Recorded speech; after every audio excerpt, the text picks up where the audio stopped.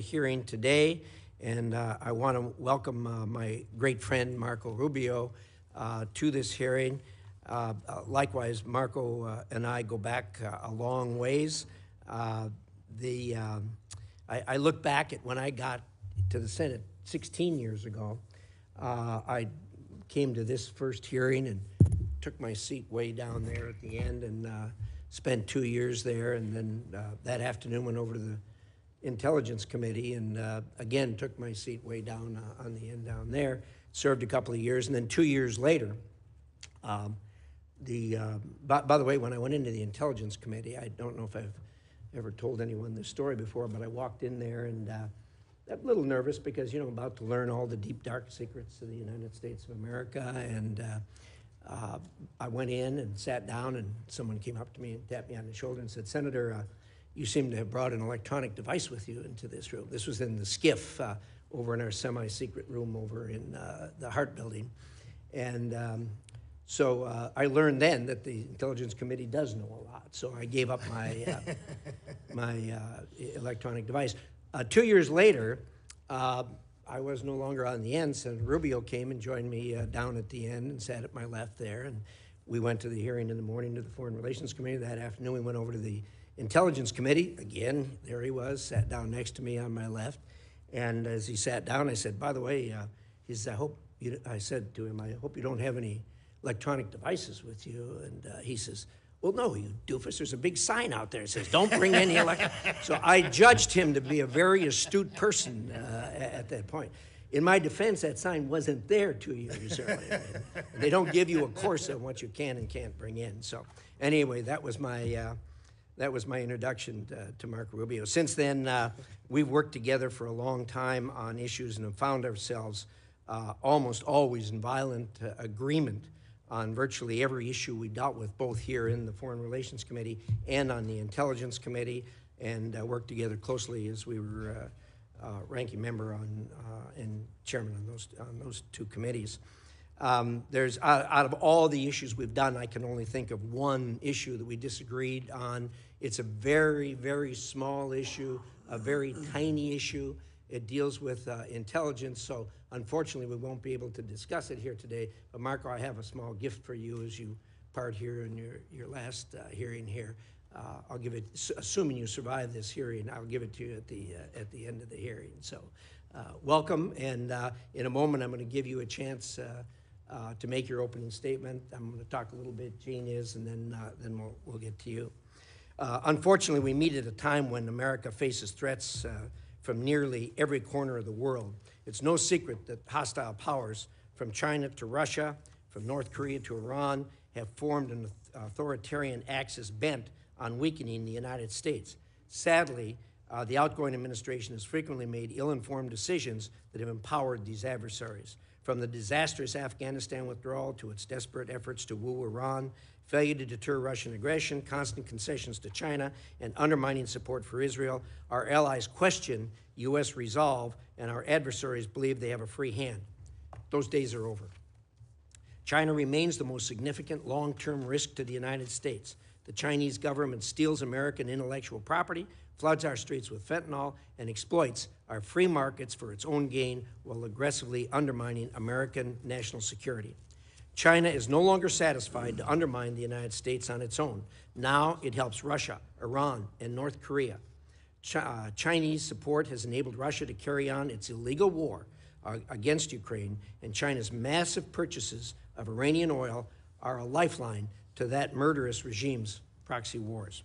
The outgoing administration's failure to push back on China's aggression means that China is challenging America everywhere, from Africa to our hemisphere in Latin America. Senator Rubio has been a strong advocate of tougher policies to counter China's aggression, and particularly in Latin America. In the Middle East, Israel fights a multi-front war against Iran after the brutal attack on October 7th. Yet the outgoing administration has undermined support to Israel. This has only prolonged the terrible situation in Israel and Gaza. In spite of the outgoing administration's policy, Israel's fortitude has brought Tehran to its weakest point in decades. President Trump and Marco both know that we need to support our ally and return to a maximum pressure campaign against Iran. At the same time, Putin, with the support of the CCP, continues his violent assault on Ukraine. Putin has escalated this war over and over again, most recently by importing thousands of North Korean soldiers. I've said repeatedly since the beginning of 2022 full-scale invasion, we need to help Ukraine end this war quickly and permanently. I'm confident that if anyone can end this war, it's President Trump. And Marco is the right man to help ensure it is done in a way that guarantees security and stability for Ukraine, the U.S., and our allies, and prevents Russia from launching another war. Unfortunately, the threats to American interests don't end there. A genocide in Sudan, a much needed but still uncertain regime change in Syria, human rights abuses, human trafficking. The list of challenges facing America is long. And because of that, we must rein in and enforce accountability at the United Nations, whose agenda and wasteful practices frequently do not align with those of the United States.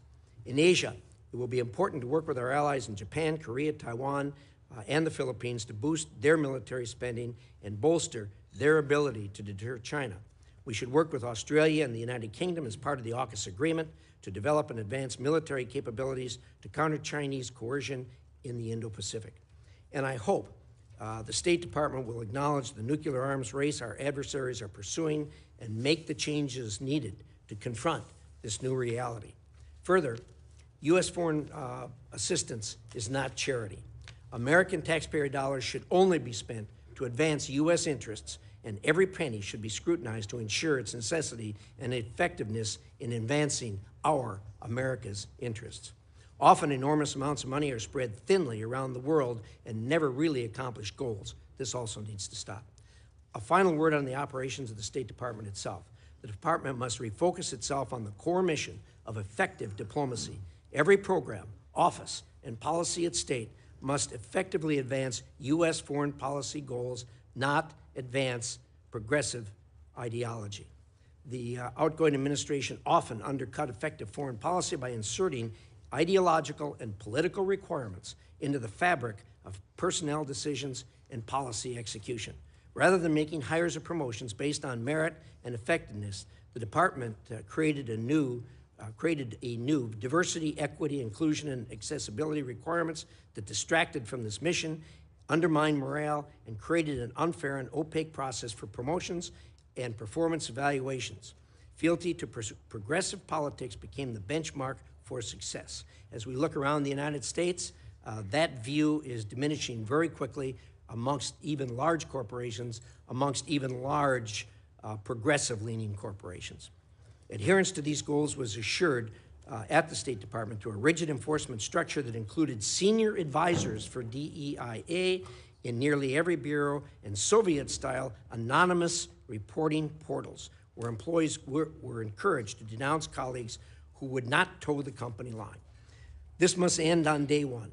We need a return to merit, and I know Marco will right that ship. Senator Rubio, this is a long laundry list of crises. You've earned yourself one of the hardest jobs in America, but after serving with you for so many years, I'm confident you are the right person we need to take on these threats. Thank you very much. And to my good friend, Senator Shaheen, I yield the floor. Well, thank you very much, Chairman Risch. Congratulations on your new role. As you point out, while this may be our first Foreign Relations Committee hearing together in these new roles, it's certainly not our first time working together. We came in as governors, so we like to get things done.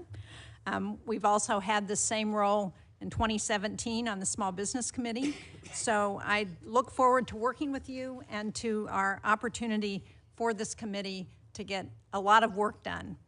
I want to also congratulate the new members of the committee, Republicans McCormick, Daines, Scott, Lee, Curtis, and Cornyn, and on the Democratic side, Jackie Rosen.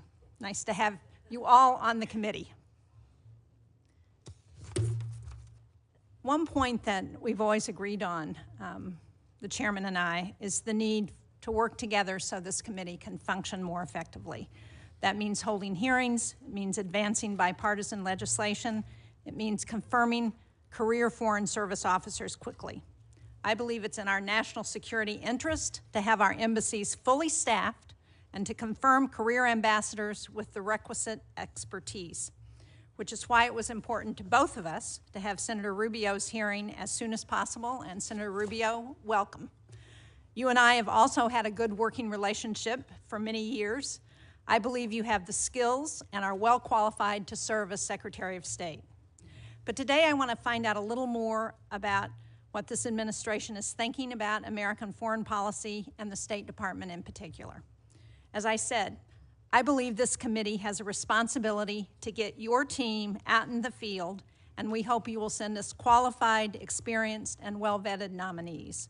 I know you already have an expert group of career foreign service nominees before you that was not considered under the last Congress. I hope we'll see many of those nominees resubmitted to this committee soon. On policy, I want to start by hearing from you on Ukraine and NATO. There is strong bipartisan support, as you know, in the Senate for Ukraine. There's a clear understanding that we can't trust Putin, and I'm concerned that if Vladimir Putin wins in Ukraine, he's not going to stop. President Trump has repeatedly said that he plans to end the Ukraine war within 24 hours of his inauguration. It's been reported that his proposals would give away Ukrainian territory to Vladimir Putin. Now, I can't speak on behalf of Ukraine, and President Zelensky has said that he's open to a peace agreement. But I am concerned, both for the Ukrainian people who have sacrificed so much, about the message that abandoning Ukraine would send not just to our allies, but also to our adversaries, and not just Russia, but to China, North Korea, and Iran. Our allies, Japan, South Korea, Taiwan, our partnerships and alliances like AUKUS and NATO are all looking very closely and watching what we're going to do. I believe these alliances are one of the United States' greatest assets. And what happens in Ukraine also affects emerging democratic nations, civil society movements. From Belarus to the Balkans to the Black Sea to Georgia. It impacts us here at home as well. And I know that for so many Americans, this might seem like a distant war. But as we know, what happens in Ukraine doesn't stay in Ukraine. The war has caused food and gas prices to go up. It's affected day-to-day lives of Americans. So, Senator Rubio, I know that in the past you've supported Ukraine. You introduced legislation that would ban U.S. recognition of territory annexed by Russia. We were both co-sponsors of Chairman Risch's resolution recognizing Russian genocide in Ukraine. But the path forward is uncertain, and I hope today you will lay out some of the administration's plans for Ukraine. I'd also like to hear from you on the Middle East and Syria in particular. In recent months, we've seen the dismantling of much of Iran's axis of resistance, including the fall of Assad, one of Iran's most brutal proxies. One of our goals should be to get humanitarian assistance immediately to the Syrian people who have suffered for so many years, and to capitalize on this historic opportunity to sideline not only Iran, but Russia, as we help rebuild Syria. I also want to underline that whether it's food insecurity or sexual violence that accompanies war, and whether we're talking about Sudan or Haiti or Afghanistan, Ukraine or Gaza, that it is women who often bear the brunt of these conflicts. They should have a seat at the table when it comes to resolving them. And that's not just a sentiment, it's also backed up by data. Because we know that when women participate in conflict negotiations, peace is 35% more likely to last at least 15 years. That's why we passed the Women, Peace, and Security Act in 2017. It was signed into law by President Trump during his first term, and I hope that in his second term, we can build on this effort. It's one of the reasons I'm pleased that we now have 3 women on the Foreign Relations Committee, Senator Duckworth and Senator Rosen. It's the first time since I've been here that there's been 3 women on this committee. And I'm interested to hear your vision for the State Department's Office of Global Women's Issues, and more broadly, how the administration will work to empower women and girls on the global stage. As Chairman Risch has said, the list of challenges facing America is very long. And so, Senator Rubio, if you're confirmed, I hope we can work together to continue to promote American interests that have we have seen around the world the importance of America's role in the world. Thank you. Thank you, Senator Shaheen. Good remarks. Senator Rubio, the floor is going to be yours, and I hope you'll introduce your beautiful family to start with, and we'll take it from there. Well, thank you, Chairman Risch, and I want to thank the ranking member as well, Senator Shaheen, and thank you, Senator Scott, for your introduction. And let me just say it's a bit surreal to be on this side of the room, but you all look very distinguished, and I just wanted you to know that. Yeah. We Right. know. In the 249-year history of our republic, there's only been 71 other Americans who have served in the role and the position that President Trump has now nominated me to occupy. And I want to thank him for his confidence, and it's an incredible honor. It is also, as many of you have already pointed out, an extraordinary responsibility. 3 of my children, Amanda, Anthony, and Dominic, could not be here with us today or join us here in person. But I am happy that my wife, Jeanette, is here, and that my daughter, Daniela, is here with me as well, because I think, as each of you know well, it really is impossible to do our job in the Senate, not to mention the job I've been nominated for, without the love and the support of our families. I'm also very pleased that my sisters, Barbara and Veronica, and my nephew, Orlando, are joining me here today. And to me, it's a reminder that the path that brings me to this moment was paved by those who are not here with us today, by 2 parents who arrived here on May 27th of 1956 from Cuba, and they had nothing but the dreams of a better life. And because of them, I had the privilege to be born a citizen of the greatest nation in the history of mankind, and to be raised in a safe and stable home by parents who made their children's future the very purpose of their lives. I also want to acknowledge all the blessings that God has bestowed upon me in my life. My faith is critical, and it's something I will lean and rely on heavily in the months that are ahead. In a tumultuous world where, in my faith, we are called to promote the cause of peace and the common good. And that task has gotten harder than it's ever been. And I will rely heavily on my faith and pray for God's blessings, that He'll provide me the strength, the wisdom, and the courage to do what is right in these tenuous moments. At the end of the Second World War, the United States was, in the words of then Secretary of State, tasked with creating an order, a world order, a free half, as he quote in his quote, out of chaos, without blowing to pieces, without blowing the whole of the world into pieces in the process. And in the decades that followed, that global order served us quite well. Americans' incomes rose and communities flourished. Alliances emerged in the Indo-Pacific and Europe that led to the emergence of stability and democracy and prosperity in these regions. We've had forever war ever since. Little Marco, keep your hands.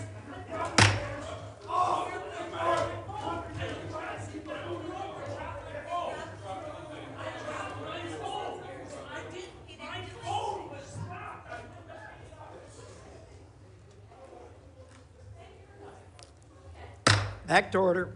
All right, alliances emerged in the Indo-Pacific and in Europe that led to the emergence of stability, democracy, and prosperity, but it also prevented a cataclysmic world war. And ultimately, a wall in Berlin came down, and with it, an evil empire. Out of the triumphalism of the end of the long Cold War emerged a bipartisan consensus. And this consensus was that we had reached the end of history, that all of the nations of the world would now become members of the democratic Western-led community, that a foreign policy that served the national interest could now be replaced by one that served the liberal world order, and that all mankind was now destined to abandon national sovereignty and national identity and would instead become one human family and citizens of the world. This wasn't just a fantasy. We now know it was a dangerous delusion. Here in America and in many of the advanced economies across the world, an almost religious commitment to free and unfettered trade at the expense of our national economy shrunk the middle class, left the working class in crisis, collapsed our industrial capacity, and has pushed critical supply chains into the hands of adversaries and of rivals.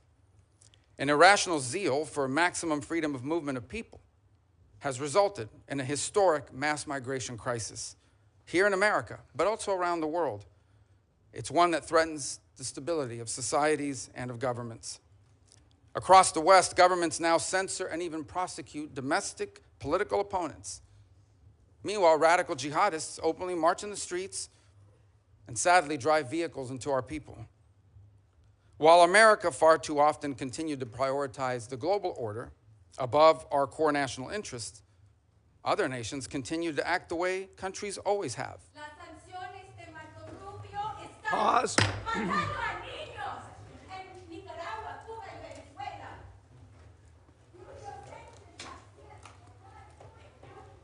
Back to order. I get bilingual protests, which is, I think is an entry cool. As you know, that's a first here for us, at least in recent times. All right. Healthcare is a human right. All right. Education is a human right. Sanctions against Back to order. All right. So while America too often prioritized the global order above our core national interests, other nations continued to act the way nations have always acted and always will, in what they perceive to be their best interest. And instead of folding into the post-Cold War global order, they have manipulated it to serve their interests at the expense of ours. We welcomed the Chinese Communist Party into the global order, and they took advantage of all of its benefits, and they ignored all of its obligations and responsibilities. Instead, they have repressed and lied and cheated and hacked and stolen their way into global superpower status, and they have done so at our expense and at the expense of the people of their own country. In our very own hemisphere, narco-terrorists and dictators and despots take advantage of open borders to drive mass migration, to traffic in women and children, and to flood our communities with deadly fentanyl and violent criminals. In Moscow, in Tehran, in Pyongyang, dictators, rogue states now sow chaos and instability and align with and they fund radical terror groups. And then they hide behind their veto power at the United Nations Security Council or the threats of nuclear war. The post-war global order is not just obsolete, it is now a weapon being used against us. And all this has led to a moment in which we must now confront the single greatest risk of geopolitical instability and of generational global crisis in the lifetime of anyone alive and in this room today. 8 decades later, we are once again called to create a free world out of the chaos. And this will not be easy. And it will be impossible without a strong and a confident America that engages in the world, putting our core national interests once again above all else. Just 4 years ago, I believe we began to see the outlines and the beginnings of what that would look like. During President Trump's first term, American strength was a deterrent to our adversaries, and it gave us leverage in diplomacy. There were no new wars. ISIS was eviscerated, Soleimani was dead, the historic Abraham Accords were born, and Americans were safer as a result. Now, President Trump returns to office with an unmistakable mandate from the voters. They want a strong America engaged in the world, but guided by a clear objective to promote peace abroad and security and prosperity here at home. That is the promise that President Trump was elected to keep. And if I am confirmed, keeping that promise will be the core mission of the United States Department of State. Now, tragically, horrifying atrocities and unimaginable human suffering can be found on virtually every continent. And I am certain that today I will be asked about the array of programs and the activities the Department of State carries out to address them. We are a nation who was founded on the revolutionary truth that all men are created equal, and that our rights come not from man or from government, but from God. And so we will never be indifferent to the suffering of our fellow man. But ultimately, under President Trump, the top priority of the United States Department of State will be the United States. The direction he has given for the conduct of our foreign policy is clear. Every dollar we spend, every program we fund, every policy we pursue must be justified by the answer to one of 3 questions. Does it make America safer? Does it make America stronger? Or does it make America more prosperous? Under President Trump, the dollars of hardworking American taxpayers will always be spent wisely, and our power will always be yielded prudently and towards what is best for America and Americans before anything and everything else. Prudence in the conduct of foreign policy is not an abandonment of our values. It is the common sense understanding that while we remain the wealthiest and the most powerful nation on the earth, our wealth has never been unlimited, and our power has never been infinite. And placing our core national interest above all else is not isolationism. It is the common sense realization that a foreign policy centered in our national interest is not some outdated relic. Since the emergence of the modern nation state over 2 centuries ago, countries acting based on what they perceive to be their core national interest, that has been the norm, not the exception. And for our country, placing the interest of America and Americans above all else has never been more relevant or more necessary than it is right now. For in the end, how can America promote the cause of peace on earth if it is not first safe at home? What good is America to our allies if it is not strong? And how can America help end the suffering of God's children across the world if it is not first prosperous here at home? I thank you, and I hope I can earn your support, whether it's because you believe I will do a good job or because you want to get rid of me. Thank you. Either way, the result's the same. Thank you, Senator Rubio. I've always been impressed with your view, particularly on a 50,000-foot level, of the kind of problems that we face in our lane and national security lane, foreign relations and intelligence. So appreciate those remarks. We're now going to start a round. I'm going to allow 10-minute questions since this is a cabinet level position. That doesn't mean you have to use all 10 minutes, but the 10 minutes are there. And what I'm going to do in this hearing and what I'm going to do in future hearings is I will call on people based on seniority on the committee at the time the gavel goes down. And if you come after that, you'll be put in line after that, and we'll go down the list like that. In any event, with that, Senator Rubio, could you talk for a minute about the Russian energy reliance? I think all of us were impressed when the war started that the Europeans knew the necessity of cutting the cord with Russia on their reliance on Russian energy, which had developed since the Iron Curtain came down, all of us believing that Russia would behave itself, which turned out to be a very misplaced view. And now, with the war carrying on, it's going to end, obviously, at some point in time. There are voices in Europe saying, well, we can go back to using Russian energy. My view is that that's not reasonable and it's not appropriate. And indeed, I think that the fallout from this war is going to go on for generations. Your thoughts on the energy relationship between Europe and Russia in the future?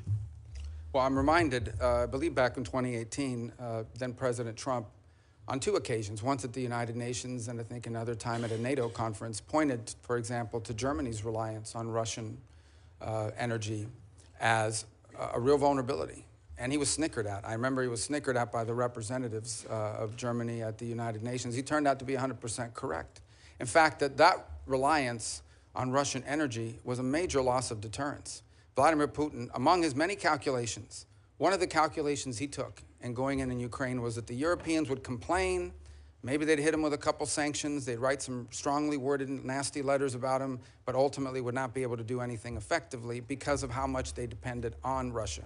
And in some cases continue to depend. I believe France is the 3rd leading payer into Russian energy in the world, and I think a couple other countries in Europe follow right behind. So there's still a significant amount of dependence in that regard.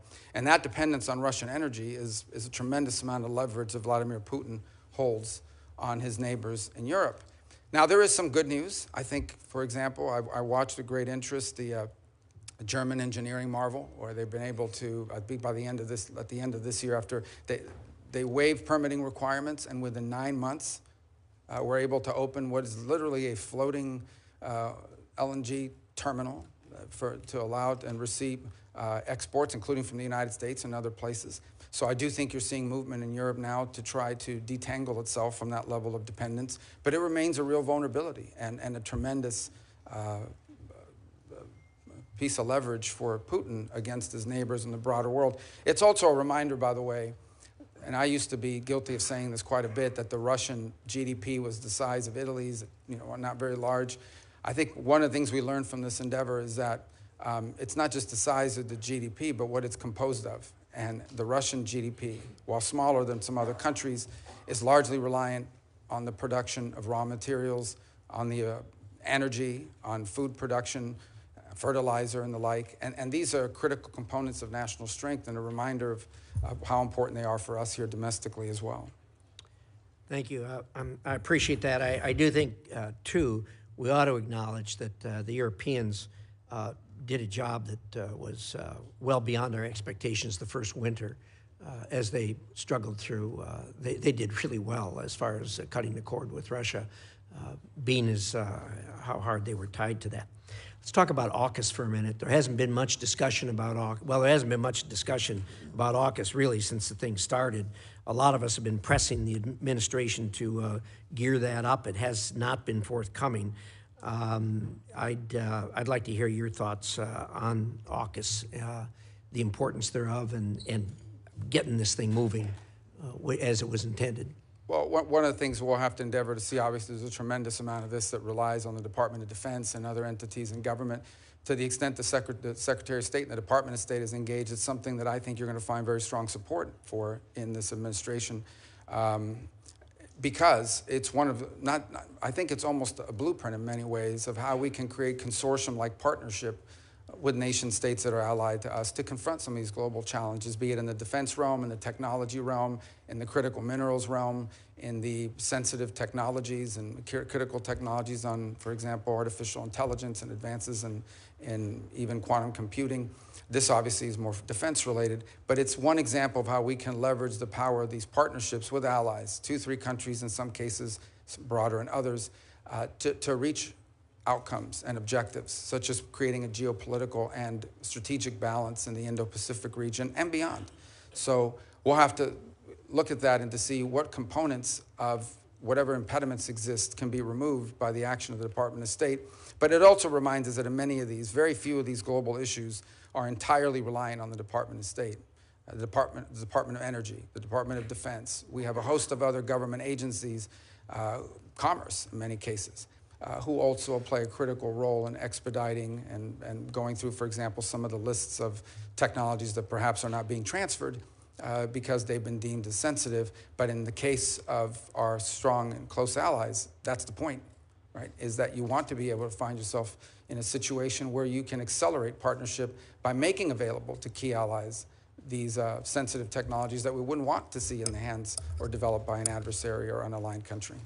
Thank you. I appreciate that. And our view is aligned, particularly on the excluded technology list. These are our closest and most trusted allies. And unfortunately, the current administration has really been difficult to work with as far as getting through that excluded technology list, and I hope you'll help expedite that. Let me talk for a minute about the International Criminal Court. Look, as you know, we've got real problems there. The court originally was intended, at least from our point of view, to be a court that focused on international crimes that were committed by people from countries who did not have a robust democracy nor a robust judicial system that held its own people accountable for crimes. The court's gone beyond that, obviously. They are not only focusing on people who aren't accountable elsewhere, but they're also focusing on people who come from countries that solve their own problems, like the United States of America and like Israel. The most recent obvious thing that flowed from that was the indictment on the same day of Netanyahu plus a Hamas character. Any court that is a court of law has to be able to recognize good from bad. And when you try to indict two people and show some type of moral equivalency in that regard, they're just barking up the wrong tree. And I think, unfortunately, we're going to have to rein them up. Your thoughts on that? Well, I think the ICC's done tremendous damage to its global credibility. First of all, it is going after a non-member state on the claims that I believe, in fact, I think just in the last 24 hours, the Israeli High Court filed an appeal before the ICC, even though it's not a member state. And I saw some of the filings from the prosecutor. Mr. Khan was involved in that process. And he argues that they have the right to go after non-members for their activities within the confines of member states in this case. And I think, first of all, the whole premise of his prosecution is flawed, beyond the process of it and the precedent that it sets, which is a very dangerous precedent for the United States of America, by the way, because this is a test run. This is a trial run to see, can we go after a head of state from a nation that's not a member? If we can go after them and we can get it done with regards to Israel, they will apply that to the United States at some point. And in fact, there have been threats to do so in the past. But the premise of the prosecution itself is completely and utterly flawed. As you said, they went ahead, I think they also went after Sinwar. Well, number one, Sinwar didn't travel around the world. He's not with us any longer. But he didn't travel around the world, was at no risk of being apprehended. Second of all, the moral equivalency piece of it was offensive. Let me explain, and I think I don't need to explain to this committee. Hamas carried out an atrocious operation. They sent a bunch of savages into Israel with the express and explicit purpose of targeting civilians. They went into concerts. They went into these music festivals. They knew that there were no soldiers at the music festival. They knew that these were teenagers and young families, that they went into different communities and the kibbutzes and the like, and they deliberately targeted civilians. Deliberately. It was in fact, they kidnapped the ones they didn't murder, the families who they didn't eviscerate, the people whose skulls they didn't crack open. They kidnapped and to this day continue to hold people, innocents that they took, a deliberate operation. In the case of Israel, responding to that attack has had to go after Hamas. How can you coexist? How can any nation state on the planet coexist side by side with a group of savages like Hamas? They have to defend their national security and their national interest, as I pointed out in my opening statement. And so there is no more, and they didn't target civilians. Now, sadly and unfortunately, and I'm sure we'll discuss it further, some of the other questions that will come up here today, one of the horrible things about war, it's a terrible thing about war, and it's why we should try to prevent it at almost any cost, is that innocent people are caught up in it.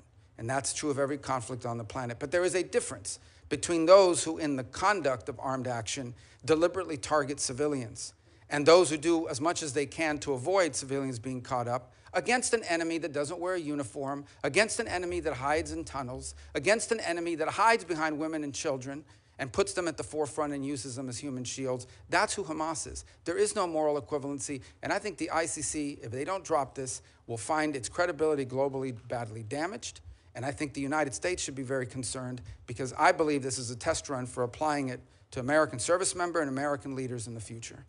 Well said. I couldn't agree with you more. And certainly, the court has badly damaged its reputation, and it's going to have a long ways to go to recover from that. So with that, Senator Shaheen. Thank you, Mr. Chairman. Senator Rubio, as I said in my opening statement, I hope that this committee can better collaborate to swiftly confirm career Foreign Service officers. These are patriotic Americans who have served under both Democratic and Republican administrations, and they work to advance U.S. national security interests. Delays in vacant posts hurt America's interest. I know you agree with that because we've had that conversation. But will you commit to working with Chairman Risch and me to prioritize the advancement and confirmation of career State Department officials? Well, the answer to that is yes, but I would also point to this fact that I think we're going to begin by prioritizing. We're going to look at what are the key issues in the world. There are obviously every post in the world is important or it shouldn't exist. And then the question is which are the ones we bring to you first, and those are the ones that I think are most critical. So obviously I think you'll see our nominees for the deputy posts, which are critically important, all the undersecretaries as well. And what I've endeavored to do is we interview and identify people, and I believe I've met with and interviewed most of the candidates for those top posts, is I want to bring you people that are three things. Number one, are aligned to the mission. I think that's critically important, whether they be Foreign Service officers. I'm not talking about political alignment. I'm talking about alignment with the mission that we've outlined for American foreign policy, which is one of the things that I think has hurt the State Department under numerous administrations, is sometimes the mission, or what is the core mission of the department has not been well defined. So that's on us, and it's our obligation to define that. So number one, aligned to the mission. Number two, the capability to do the job. And I can tell you now that in my entire service on this committee, which spans 14 years, we always had fellows from the Department of State, I believe all of whom are still in the service of our country. And I intend, because I know them and I've worked with them, to utilize their skill sets in the department. And in fact, a couple who we hope will be returning home soon from foreign postings to work with us at the State Department closer to my office. But the point is that we want to have people that are highly capable, both those who we bring from what they call political appointees, but also those that are promoted from within the Foreign Service. And then the third are people that we can get through the committee, because time is of the essence. Now, you may not agree with all their views, whether they be Foreign Service officers or whether they be political, but I think it's important and we're not going to exclude someone just because we think that maybe they're going to have a rougher confirmation process than someone else. But I do think it's important that we have people in these positions as quickly as possible, and having served for 14 years on that side of this room, I understand that one of the things we can do to help expedite that is to bring you people that will do a good job, who are qualified for the job or mission aligned, but also that can move through this process quickly enough so that they can be at post and begin to fulfill their duties. If I have to wait a year to get them in place, well, I'm not sure on some of these issues we face today, we have a year to wait. I certainly agree with that, and I appreciate your focus on mission and qualifications, because I think the committee will be looking closely at that. I want to go now to NATO, because in 2023, Congress overwhelmingly passed the bipartisan Rubio provision prohibiting any president from withdrawing the United States from NATO without Senate approval or an act of Congress. Will you commit to adhering to Senate approval or an act of Congress as required under that law that you authored if President Trump attempts to withdraw the U.S. from NATO? Well, first let me say that President Trump has appointed an ambassador nominee for NATO, which clearly indicates his role to engage in that. Second is the law is what it is. Obviously, as you've mentioned, I was a co-sponsor of the law, and so it's tough to say I'm not in support of a law that I hope to pass, and that I think it's an important role for Congress to play, because frankly, it's not just about the withdrawal piece of it, it's the contributions we make towards the power of the purse still resides with the Congress. Now maybe, as if confirmed, moving towards the executive branch, I'll become I'll forget that lesson a little bit. I hope not. But ultimately, I still recognize and understand that the power of the purse is with Congress, and it's an incredibly important power. Let me point on NATO one thing. I think there's a misunderstanding about it. The NATO alliance is a very important alliance. I believe that. I believe alliances can be, and has been very useful. Without the NATO alliance, there is no end to the Cold War. In fact, without the NATO alliance, it's quite possible that much of what today, at the time, today we know as the Europe, would have fallen victim to aggression. But what's important for the United States is not just to have defense allies, it's to have capable defense allies, allies who are capable of defending their region. And I think there is a question to be asked. I'm not stating a public policy position, I'm stating a question to be asked, and that is, should the role of the United States in NATO in the 21st century be the primary defense role, or as a backstop to aggression, with countries in the region assuming more of that responsibility by contributing more? Now look, in fairness, and I think the further east you move in Europe, the more money you see spent on the military as a percentage of GDP. But I think there's been broad acknowledgement across Europe and across multiple administrations, both Republican and Democrat, that our NATO partners, these are rich, advanced economies, need to contribute more to their own defense and ultimately to the NATO partnership as well. And that's a demand that's been made by multiple presidents across the years. And the fact that that is true has been revealed by what's happened with Ukraine. Look at the ramp up in defense spending and the industrial capacity of multiple countries in Europe as a result of an armed conflict. Imagine if that capacity had been there before, it quite possibly might have had a deterrent effect as well. So I think it's important that we have alliances, but we have to have alliances with strong and capable partners, and not those who sort of have viewed the U.S. and the NATO defense agreement as an excuse to spend less on defense and more on some domestic needs. We have domestic needs too. These advanced, rich countries in Western Europe have enormous safety nets programs that they fund. We have domestic needs as well, but they've been able to divert or grow those programs because they don't have to spend as much on defense as we do as a percentage of our overall economy. And that dynamic needs to change. And I expect that President Trump will continue to forcefully make that point.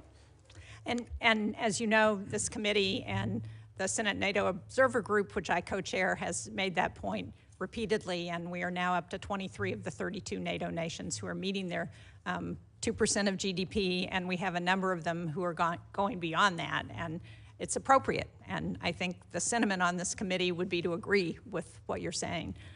But to ensure that we continue to have a strong NATO, I think will be important not only to European security, but most important to our own security. I appreciate, we talked about Ukraine. I appreciate your past leadership in supporting Ukraine's fight for sovereignty. More recently, you voted against supplemental funding for Ukraine and against forgiving loans for Ukraine in November, loans that would be critical to Ukraine's economic stability.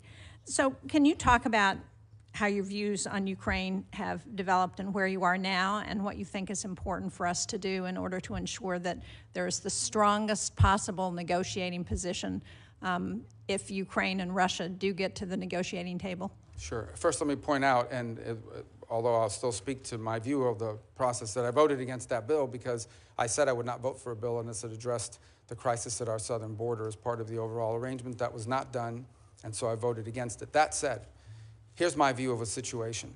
Once this war became what we now know it is, and that is a war of attrition, a stalemate, a protracted conflict, the dynamic on that situation has changed.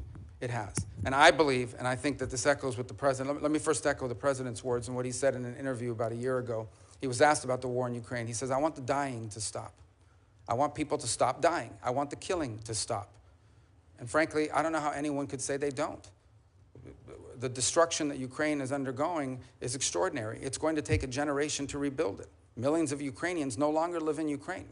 And the disruption, that means how many of them are going to come back, and what are they going to come back to? Even as I speak to you now, the Ukrainian infrastructure and their energy infrastructure is being decimated in ways that are going to cost hundreds of billions of dollars to rebuild over the next decades. So this is an important conflict, and I think it should be the official position of the United States that this war should be brought to an end.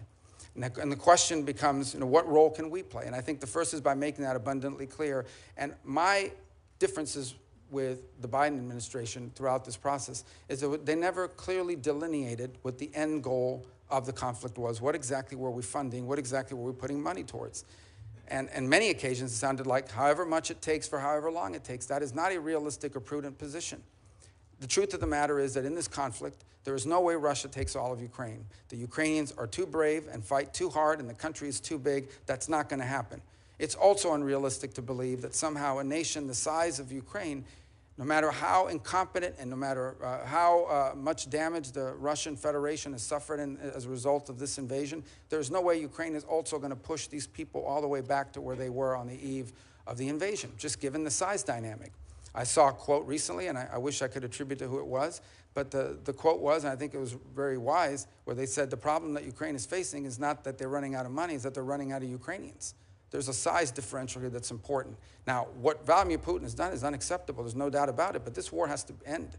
And I think it should be the official policy of the United States that we want to see it end. Now, what that master plan looks like is it's going to be hard work. This is not going to be an easy endeavor. But it's going to require bold diplomacy, and my hope is that it could begin with some ceasefire, and in order to achieve objectives like the one that needs to occur in Ukraine, it is important for everyone to be realistic. There will have to be concessions made by the Russian Federation, but also by the Ukrainians, and the United States lend itself there. It's also important that there be some balance on both sides. In essence, it will be difficult to achieve this objective of a ceasefire and ultimately a peace settlement unless both sides have leverage. Putin's goal now is to have maximum leverage so that he can basically impose neutrality on Ukraine, retrofit, and come back and do this again in 4 or 5 years. And that's not an outcome I think any of us would favor. By the same token, I think it's important that the Ukrainians have leverage, but they also will have to make concessions to reach this agreement. It's going to be very difficult. This will not be easy. Conflicts of this nature that have historical underpinnings to it are going to require a lot of hard diplomacy and tough work, but that's something that needs to happen. This conflict needs to end. Well, I'm out of time, but I appreciate your last comment about the importance of leverage, and it's important for the United States to do what we can to help provide that leverage to Ukraine so that they can be in the best negotiating position possible with Russia. Thank you very much. Thank you, Senator Shaheen. Senator Ricketts. Thank you, Mr. Chairman. Well, Senator Rubio, congratulations on your nomination to this very, very difficult job. I want to thank you for your previous service in the U.S. Senate and your willingness to take on this job should you be confirmed. And I also want to thank your family as well for their support for you to be able to be a U.S. Senator and to apply for this job as Secretary of State. And I want also to express my gratitude to all the members of the State Department. We have a lot of people who choose to serve our country overseas, spend time away from their friends and family, and I can't think of a more noble calling. You're taking over a department that's very, very important to us. On Sunday, Jake Sullivan, the President Biden's national security advisor, said, quote, "The American people are safer and the country is better off than we were 4 years ago." Let me repeat, the American people are safer and the country is better off than 4 years ago. I don't know who believes that. I don't believe that. I think the election results demonstrate the vast majority of Americans don't believe that. We don't believe it at home. Inflation has hurt average Americans' pocketbooks. Open border policies have put Americans at risk. And I don't believe we see it overseas. In fact, Senator Rubio, should you be confirmed, you're being handed a job at a time when this country is in the most danger we've been in since World War II. It's a very dangerous time in the world, and your opening remarks demonstrate that you know that. We're not better off, and we're not safer. President Biden started this with a disastrous withdrawal from Afghanistan that projected weakness and an incomprehension of what it means to have a policy of deterrence. Vladimir Putin invaded Ukraine and started the largest war in Europe since World War II after that withdrawal. I believe it's because he saw weakness in this Biden administration. It's been the president's fear of helping Ukraine that has contributed to putting them in the untenable position they are today by slow rolling the weapons that Ukraine needs to be able to defend themselves.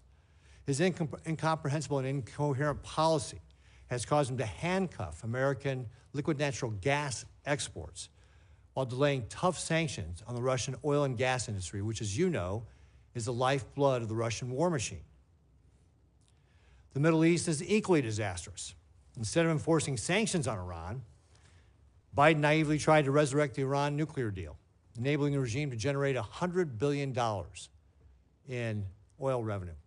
And I want to point out that during the Trump administration, because of sanctions, Iran's foreign reserves fell from $122 billion to less than $14 billion. That hampered their ability to be able to fund terrorist groups like Hamas and Hezbollah and the Houthis. What the Biden administration has done is allowed the Iranian regime to enrich enough weapons-grade uranium to be a week or two away from having a nuclear weapon. And since October 7th, President Biden has not supported Israel in the way he's needed. And because of the previous mentioned money that he's allowed the Iranians to have, that has funded the terrorist groups like Hamas and Hezbollah, our allies like Israel have been attacked, and we've been attacked directly.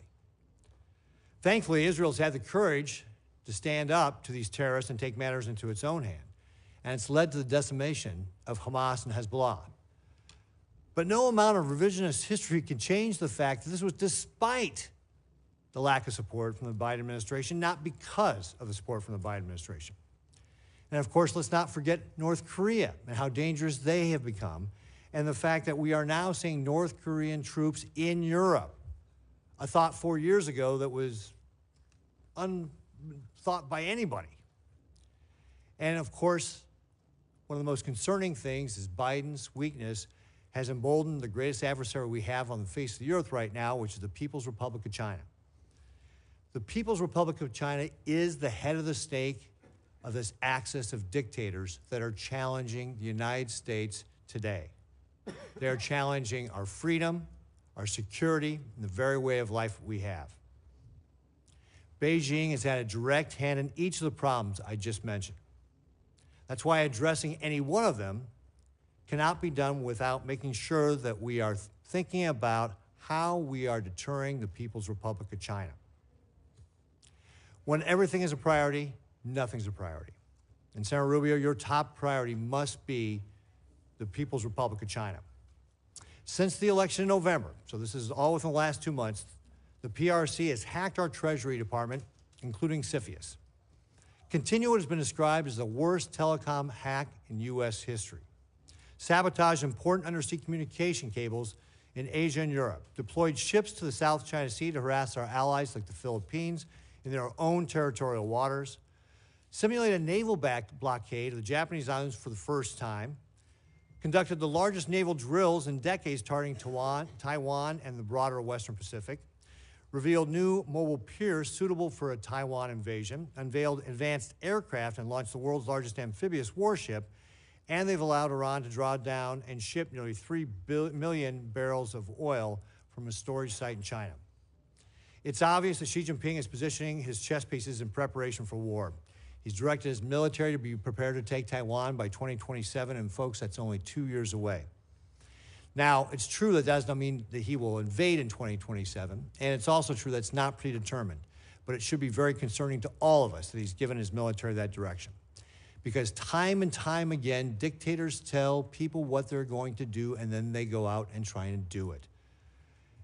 The only thing that dictators respond to is force, strength, peace through strength. This was something Ronald Reagan understood a long time ago, and it's what we have to get back to in the United States. Xi Jinping is vowed to be the world-dominating power by 2049. We should take him at his word. That's what he believes he is going to try and do. It's time for us to go on the offensive and abandon illusions about what kind of adversary we're faced. This is not a managed competition. This is a competition we must win.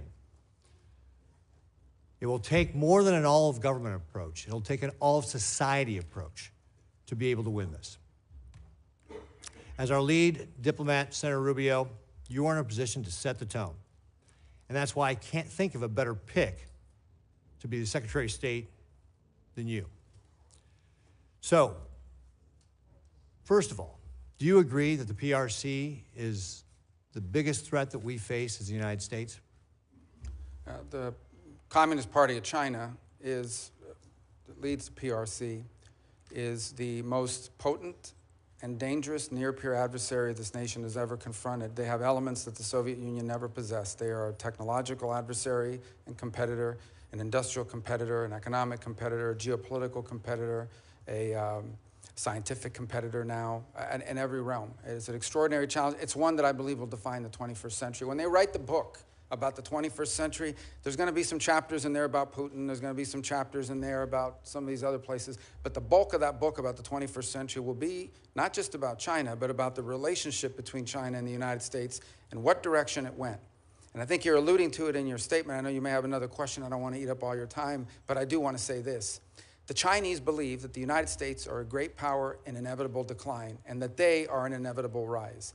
Now, they already are. They're going to be a rich and powerful country, and we're going to have to deal with them. The danger is that because of our own actions, in many cases, a dangerous imbalance is built up in that relationship. We allowed them for years to pretend that they were some developing countries, so we should allow them to continue to cheat on trade and commerce. We should allow them to continue to expand. They lied about not militarizing and populating island chains in the South China Sea and the like. We allowed them for years before we got serious about it to conduct grotesque human rights violations against Uyghur Muslims, as an example. One of the most horrifying things happening on the planet. And for years, no one talked about it, which, by the way, not just has a human rights component to it, it allows them to use slave labor to produce goods that, at the expense of the rest of the world. Talk about it, not just a horrific humanitarian crisis, but an unfair trade practice as well. We've allowed them to get away with things. And frankly, the Chinese did what any country in the world would do given these opportunities. They took advantage of it. And so I think now we're dealing with the ramifications of it. I agree 100% what you said, but I remind you, and I remind everyone, I guess I want to make this point, that much of what we need to do to confront China is here at home. It's not just abroad, it's also here at home. We have to rebuild our domestic industrial capacity, and we have to make sure that the United States is not reliant on any single other nation for any of our critical supply chains. And with 4 seconds left, How are you going to explain that to your average American, that we need this all-size society approach? And your point exactly, that it needs to begin here at home, and so that people from my state, Nebraska, will understand and get on board. If we stay on the road we're on right now, in less than 10 years, virtually everything that matters to us in life will depend on whether China will allow us to have it or not. Everything from the blood pressure medicine we take to what movies we get to watch, and everything in between, we will depend on China for it. They have come to dominate the critical mineral industry supplies throughout the world. Everywhere in the world, they've now established critical mineral rights. Even those who want to see more electric cars, no matter where you make them, those batteries are almost entirely dependent on the ability of the Chinese and the willingness of the Chinese Communist Party to produce it and export it to you. So if we don't change course, we are going to live in a world where much of what matters to us on a daily basis, from our security to our health, will be dependent on whether the Chinese allow us to have it or not. That's an unacceptable outcome. Great. Thank you, Senator Rubio.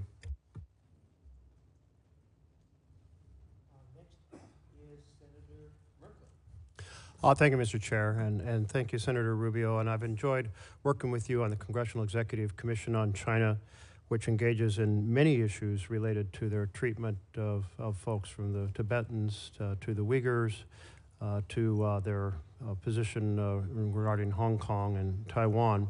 But let's talk about Taiwan. I had the chance to go to Taiwan in the year 2000. It was the second presidential election there, and it was the first one where people were becoming convinced that they actually might be able to hold a democracy. I believe they've earned the right to have a voice in international affairs, and I also believe that they are at great risk right now with mainland China, Xi's plan to be aggressive militarily towards them, as my colleague Senator Ricketts just noted. Will you support in your role as Secretary of State Taiwan's right to have a voice in international affairs, participate in international forums? And will you support the porcupine strategy, providing that we will supply them with defense articles and defense services in such quantity as may be necessary to enable Taiwan to maintain a sufficient self-defense capability? By the way, that phrase is from the 1979 Taiwan Relations Act. It's in our current law. Yeah, let me just point out that on the Taiwan Relation Act, and I believe of the year 2016, I was the lead Republican sponsor in reauthorizing and reinvigorating it. I think that the multiple or consecutive presidential administrations of both parties have made clear that the policy of the United States towards Taiwan is encapsulated not just in the Taiwan Relations Act, but in the 6 assurances that multiple administrations, including the Trump administration and now the Biden administration, have made clear are our policies. With regards to your second point about international forums, ASEAN is a great example of one in which that's being tested.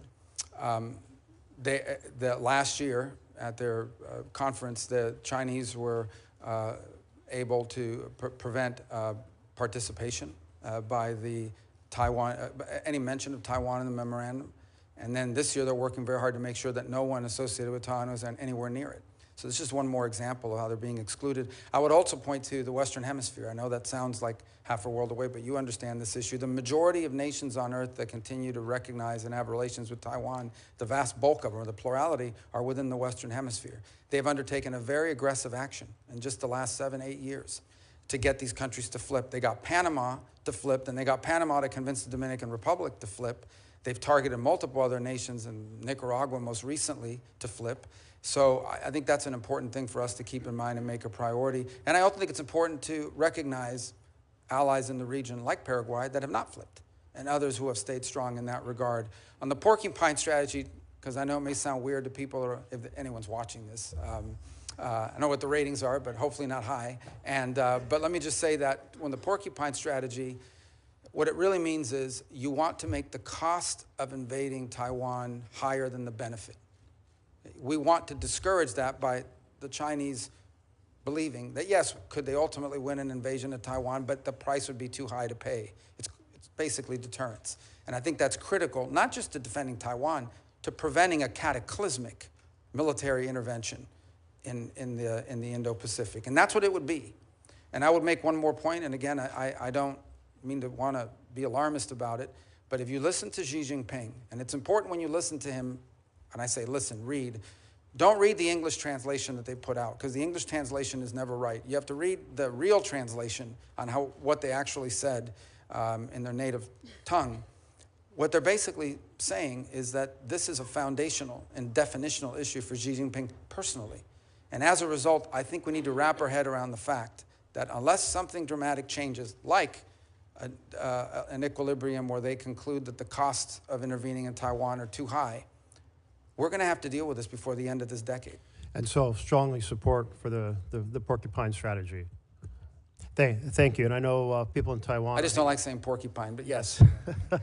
You know, when I went to Taiwan in November and met with the president and other leaders, they are extremely nervous right now. And part of the reason they're nervous is they're concerned about how things play out in Ukraine as possibly creating an incentive for China. And I take your point about the current stalemate and the fact that there is a range of objectives that are out of reach for other side.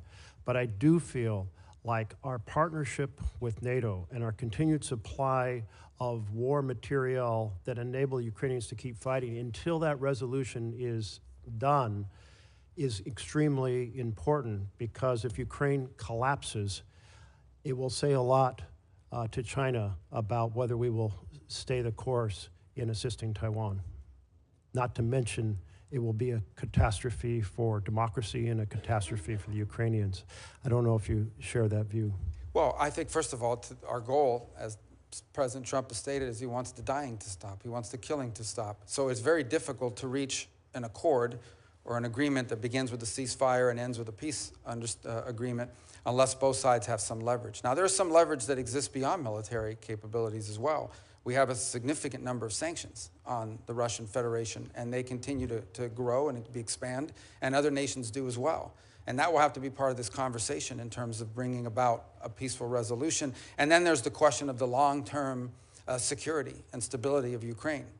Beyond even if the conflict were to end, there needs to be the capability of Ukraine to defend itself. And it's a point that I made back as far as 2014, when the United States under the Obama administration chose not to provide weapon capabilities, and I think we lost a turn. Thank you. During that period.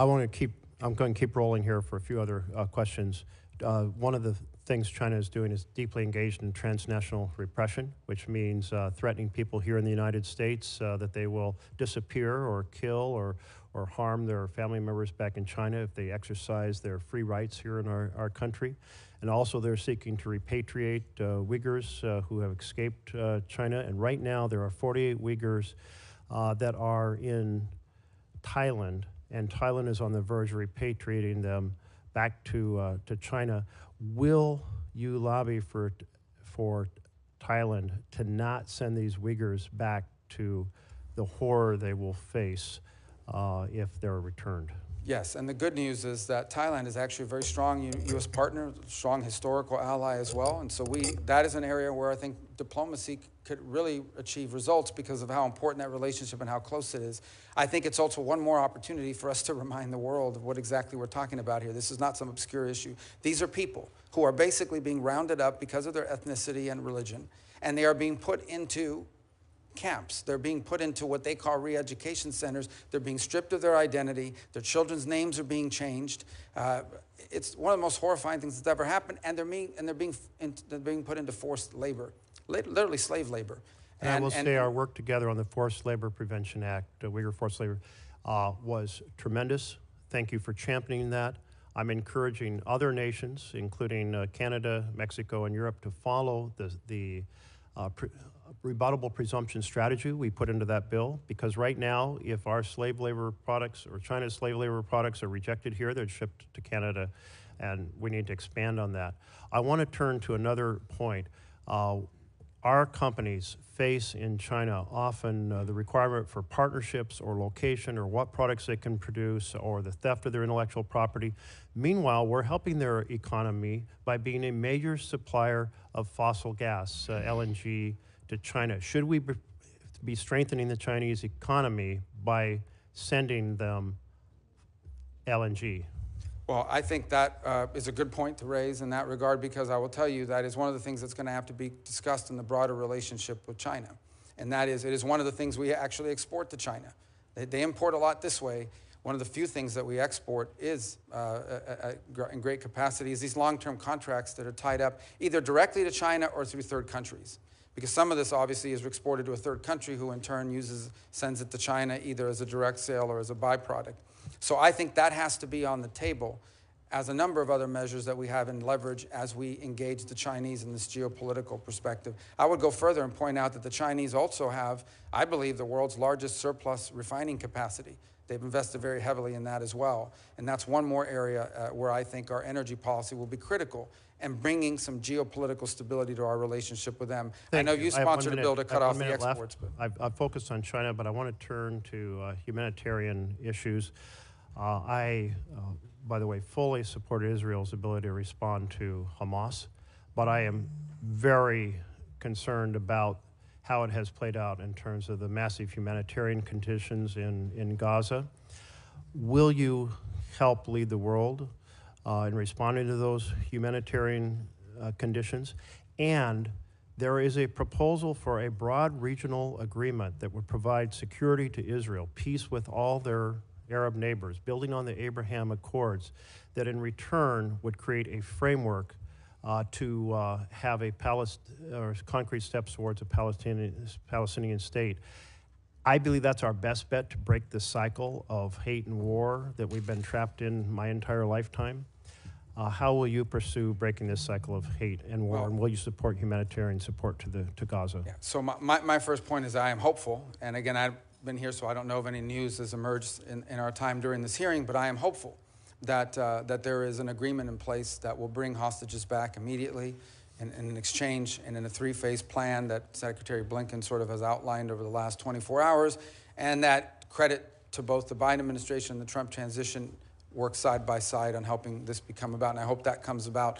And part of that phrase, part of that deal, as I understand it, is it has this very tenuous but important 6-week transitional period where it's going to require international cooperation to bring some level of stability and administration. And that could serve as, assuming it works, that could serve as a foundation to build upon. I would also point to one more thing, and that is, we don't know yet for sure, but there are opportunities available now in the Middle East that did not exist 90 days ago.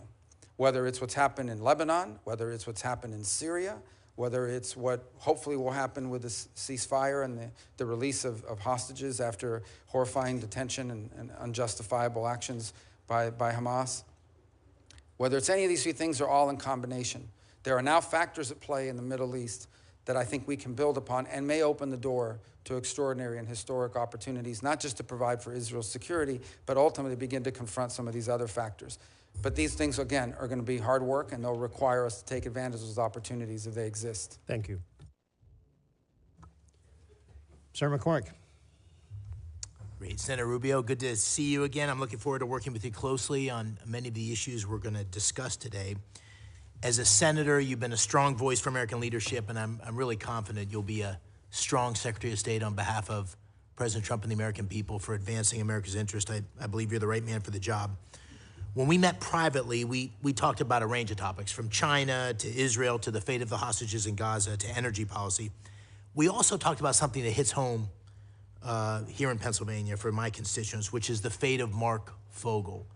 As you and I discussed, Mark has been imprisoned by the Russians since 2021. I've had a chance to meet with his mom, 95-year-old Mafa. She was at the Butler rally with myself and President Trump in the front row when he was shot. We need to bring him home.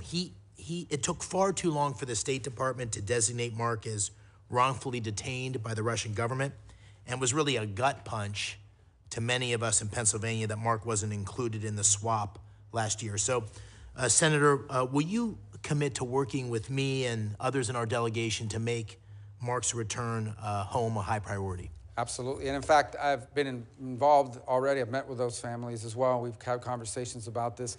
And there are two things I'd point to. Number one, this is a ridiculous case. I mean, this is an American that clearly there was an order given at some level that if you see an American and you have anything you can charge them with, let's charge them and let's collect these because we can trade them in the future for something. There's a global market for this now. And it's one of the challenges of the 21st century. There is now an active global market for detaining Americans wrongfully in Venezuela, in Russia, in China, or somewhere else, Iran, and then using them to trade for something they want in the future. And so I think there needs to be greater awareness put out about that reality. Although people are still going to travel, and Americans are still a free people that have the ability to travel, this is a real risk. In this particular case, this has nothing to do with politics. No one can claim, nor do they, that he's a spy or that he's involved in a national security threat. And so this is a case that has to be elevated, and hopefully one that can be done through strong private diplomacy, at a minimum as a goodwill gesture. Because if they're not willing to do this, then not to mention the broader challenges posed to us by what Putin is doing in Ukraine, then I think the chances of improvement in U.S.-Russian relations are impossible. But this is not that this would solve that problem, but it is at a minimum the kind of thing you would hope to see if anyone is serious about improving relations, especially if we can get the situation in Ukraine to a peaceful standing. And I hope that this case will be one that we can reach a good result on. Good, thank you.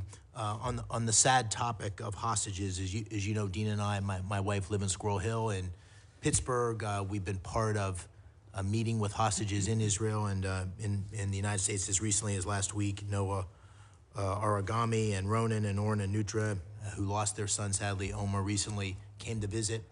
And, President Trump said recently that all hell will be to pay if the hostages aren't released. If confirmed, what emphasis would you put on releasing those hostages in Gaza? Do you agree that a permanent ceasefire in Gaza absolutely must include the release of those hostages? Well, it must include it, because if it doesn't, there won't be a ceasefire for long. I mean, the Israeli commitment to bringing back their civilians, that's what these are. These are civilians. These are people, these are innocent people who were targeted and have been held in horrifying conditions, the health and well-being of which many of them we still don't know, but we believe there's a substantial number that are going to be released as part of this first tranche. And that's an important point as well. In regard to this agreement that has now been publicly reported on, it's not everyone. I think there's a first tranche of women, children, and people over a certain age, and then a second tranche of releases of males that are of military age, who they claim are all combatants, even though they are not. They just happen to be of a certain age. But without the hostage situation resolved, this situation will not be resolved. It is the linchpin of what's happened now. Hamas has been severely degraded, but these people, that include a number of American citizens, need to be home as soon as possible, and that will remain a priority in any engagement that we're involved in with regards to not just a ceasefire, but some permanent peace process moving forward. Very good, thank you. Since October 7th, there's been a disturbing rise in anti-Semitism, pro-terrorist violence in our cities, on college campuses. You and I had the opportunity to write an op-ed together. And in that op-ed, we called on foreign nationals who support Hamas or other terrorist organizations to lose their visas and to be sent back to their home countries. As Secretary of State, of course, you'll be responsible for overseeing the issuance of visas. How will you enforce our laws to ensure that we remove supporters of terrorist groups from our country? Listen, my view on this is one of common sense. Okay? If you apply for a visa to come into the United States, and in the process of being looked at, it comes to light that you're a supporter of Hamas, we wouldn't let you in. If we knew you were a supporter of Hamas, we would not give you a visa. So now that you got the visa and you're inside the U.S., and now we realize you're a supporter of Hamas, we should remove your visa. If you could not come in because you're a supporter of Hamas, you should not be able to stay on a visa if you're a supporter of Hamas. That's how I view it. And I think that's just an issue of common sense. And we intend to be very forceful about that. Good, thank you. Fentanyl is killing 4,000 Pennsylvanians each year, over 200 Americans a day. President Trump campaigned on this throughout the country, in Pennsylvania, as did I, on we have to stop that flow of fentanyl. And of course, violent criminal groups in Mexico, including the Jalisco and Sinaloa cartels, terrorize our communities here at home with this deadly fentanyl, and the Mexican people with endless violence. As Secretary, will you initiate the process to designate these groups, these cartels, as foreign terrorist organizations? And if so, can you describe for the American people the national security tools that unlocks, that designation unlocks, to degrade the cartels? Well, first of all, the designation of a designated foreign terrorist organization brings with it a host of things. It makes it illegal to cooperate or work with them in any way, or to be supportive of their endeavors. It cuts off access to all sorts of banking opportunities and the like around the world where it's important to move money around. Now that said, it's probably an imperfect tool when it comes to these groups that you're discussing, because these are sophisticated criminal enterprises. They are terrorizing the United States, but they are sophisticated criminal enterprises, and they operate in the trafficking of people, drugs, and migrants to horrifying effect.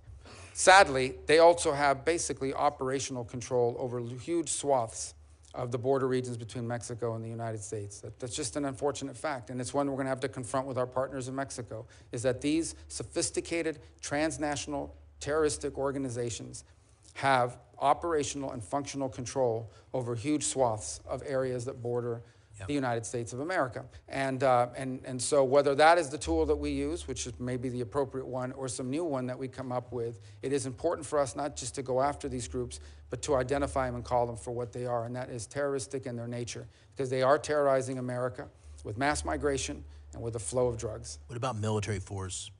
Well, that's an option the president has at his disposal. Obviously, it's not one that is in the purview of the Department of State. Yeah. I think President Trump is someone that never publicly discusses his options and leaves himself the flexibility to act. I think there's a lot we can and will continue to do in close partnership with our allies in Mexico. I think there's more they can do as well to confront this challenge. And my preference would be, from the Department of State's perspective, my preference would be that we can work with the Mexicans on this issue cooperatively, because it is impacting their nation as much as ours. These sophisticated groups, these criminal organizations, don't simply threaten America, they threaten the Mexican political process. In the last election, you had multiple presidential candidates and other candidates to other offices assassinated. You've had journalists targeted and assassinated for speaking out against these groups. So these groups don't simply terrorize the United States, they're terrorizing and in some ways undermining the Mexican government and Mexican sovereignty and the health and well-being of the Mexican people. And so my hope, in a perfect world, is that we could work in close collaboration with Mexican authorities to take these groups out. Very good. Thank you. Final question. The Chinese Communist Party, as you said in your testimony, has waged a deliberate campaign of economic warfare against the United States and our allies. We need to restore, as President Trump has said, reciprocity in that economic relationship and impose cost on Beijing for hurting American workers. How can the United States counter that campaign? How do you think about the economic tools that the administration can apply to cut off the flow of American capital and technology that supports China's geopolitical ambitions? Well, and again, much of what it comes to trade and so forth in this administration will be handled through the Department of Commerce, but we'll certainly have an economic undersecretary and a whole entire bureaus that will be dedicated to what we can contribute to that endeavor. So I'll just share my views broadly on it. Number one, I think it would make common sense to everybody that if, by and large, a relationship in which their companies can do whatever they want here, but we can't do it there, is a pretty unfair relationship. And it's something we've allowed in the past for allied countries who were small, poor, and developing. That cannot continue, in my view, and I think that's the president's view. The second is, there's much that needs to be done with regards here domestically. I think we once again as a nation, this is not a Department of State issue, but once again as a nation need to prioritize the importance of our industrial capacity and our access to supply chains domestically, especially in key and critical industries. Maybe not every industry, but some key industries. We should either have a domestic capacity or an allied capacity that's reliable and can't be used against us in a moment of conflict as leverage. The third point I would make is we need to be actively engaged in the world. As an example, the Chinese own significant mineral rights and mining rights in Argentina, in Chile, throughout Africa. It's one of the reasons why the polar region and the Arctic region has become so critical as well in that regard, is because they are scooping up all over the world these mineral rights, port rights, et cetera, that place us at an enormous disadvantage in the long term. And it's what I said in that short answer is, if this trend continues, we are going to wind up living in a world where much of what we depend on for our security, our health, our safety, and our economic prosperity will largely depend on whether the Chinese allow us to have it or not. And that cannot be a world that we leave for our children. Thank you, Senator. Senator Coons. Thank you. Senator Rubio, I look forward to this hearing and to our service together. Welcome to the other side of the dais, and welcome to your wife, Jeanette, your children, your family. Thank you for your service. I have three questions broadly of nominees. Do they have the qualifications to appropriately serve? Do they have a policy alignment with our core national interests? And do they have the integrity and character to serve? We may have policy disagreements, but we've had multiple areas of convergence. Over the time we've served here in the Senate together, I had my folks go back and look, we've co-sponsored nearly 60 bills together. So I hope we can continue to find constructive ways to partner. I have a number of questions to get through, so I'll try to move briskly. With regards to special envoys, President-elect Trump has appointed a series of special envoys focused on a wide range of areas. And some of these, I think, can genuinely complement, not undermine or distract from State Department's core efforts. The special envoy for hostage affairs, for example, Adam Bowler, I look forward to working with. As Senator McCormick asked about, there's a number of key issues around hostage taking of Americans. There's a bipartisan bill Senator Risch and I have on this that we hope to work with you on. Lieutenant General Keith Kellogg, Special Envoy for Ukraine and Russia, I think will be central to achieving an outcome in Ukraine that is a lasting and secure peace and prevents further Russian aggression. But others like Rick Grinnell for special missions and Masad Boulos for the Arab world concern me in terms of the potential for mission conflict or conflict of interest. How will you work to ensure that state maintains its authority and encourage the administration to conduct a full vetting of any potential conflicts of interest and to ensure there's clarity of alignment with special envoys? Sure. Thank you for the question, because I think it's a valid one. With the exception of Mr. Boulos, who I don't know, may have met once but don't know, every one of the envoys that have been named so far is someone that I've worked with in the past and expect to work well with in the future. To me, the expression of a special envoy is critically important.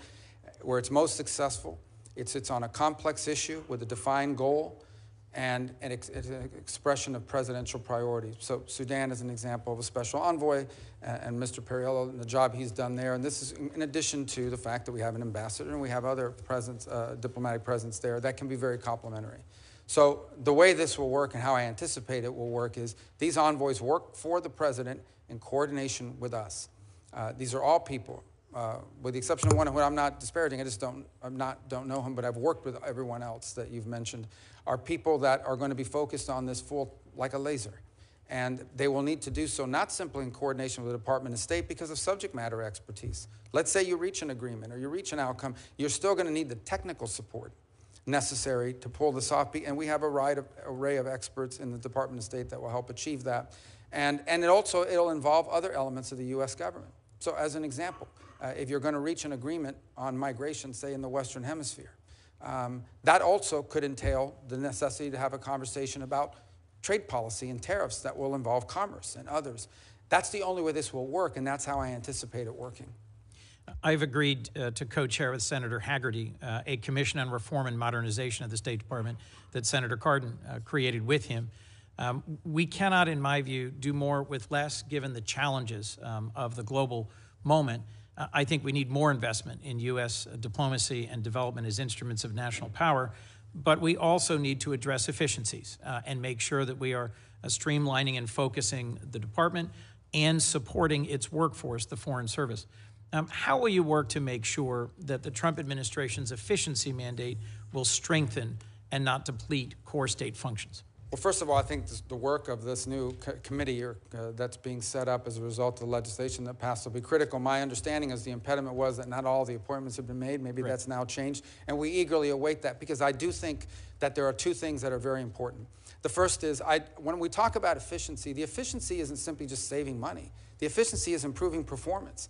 A key part of the State Department is customer service. We provide consular affairs, passports, visas, all kinds of work around the world for Americans who are stranded or in trouble or need to get somewhere. Improving that experience for the consumer is one of the top priorities we need to have. How can we leverage, and I think Secretary Blinken has begun this work, we need to build on this, how can we infuse technology, AI and the like, not simply to improve the customer service aspects of the State Department, but improve the productivity. If somehow through leveraging technology appropriately, we can get people at the State Department to achieve 3 times the amount of work than they do now because it takes less time to do these tasks or frees them up to do other tasks, that would be an enormous win. And I hope the Commission will look at those aspects of this as well. I understand, Senator, if I might move to another question, that multilateral organizations concern and frustrate many of us. Some of their actions have been counter to American interest.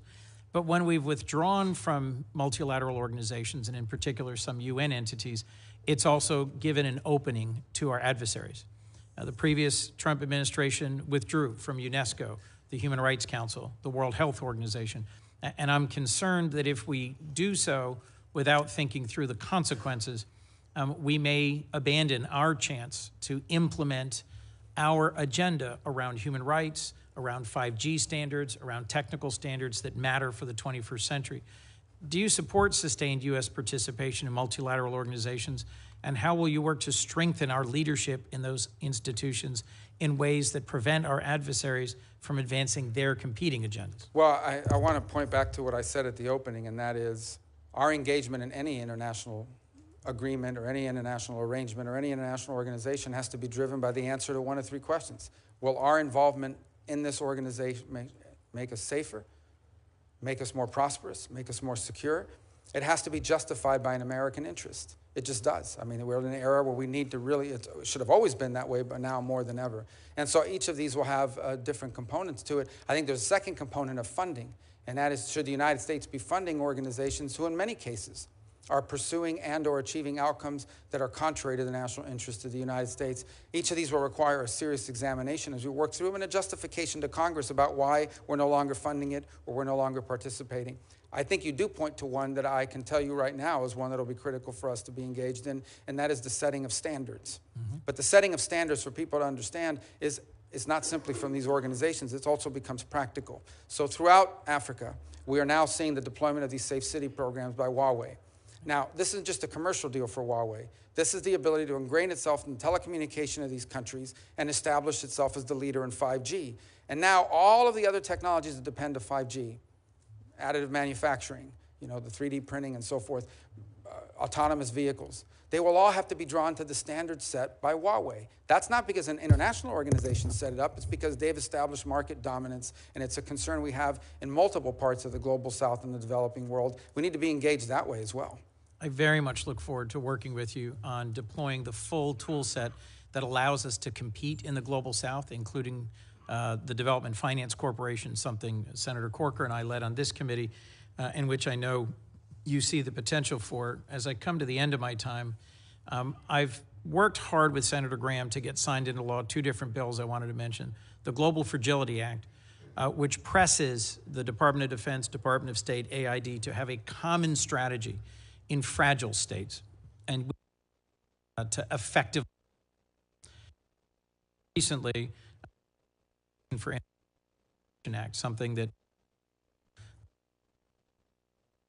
Meeks and I worked on, create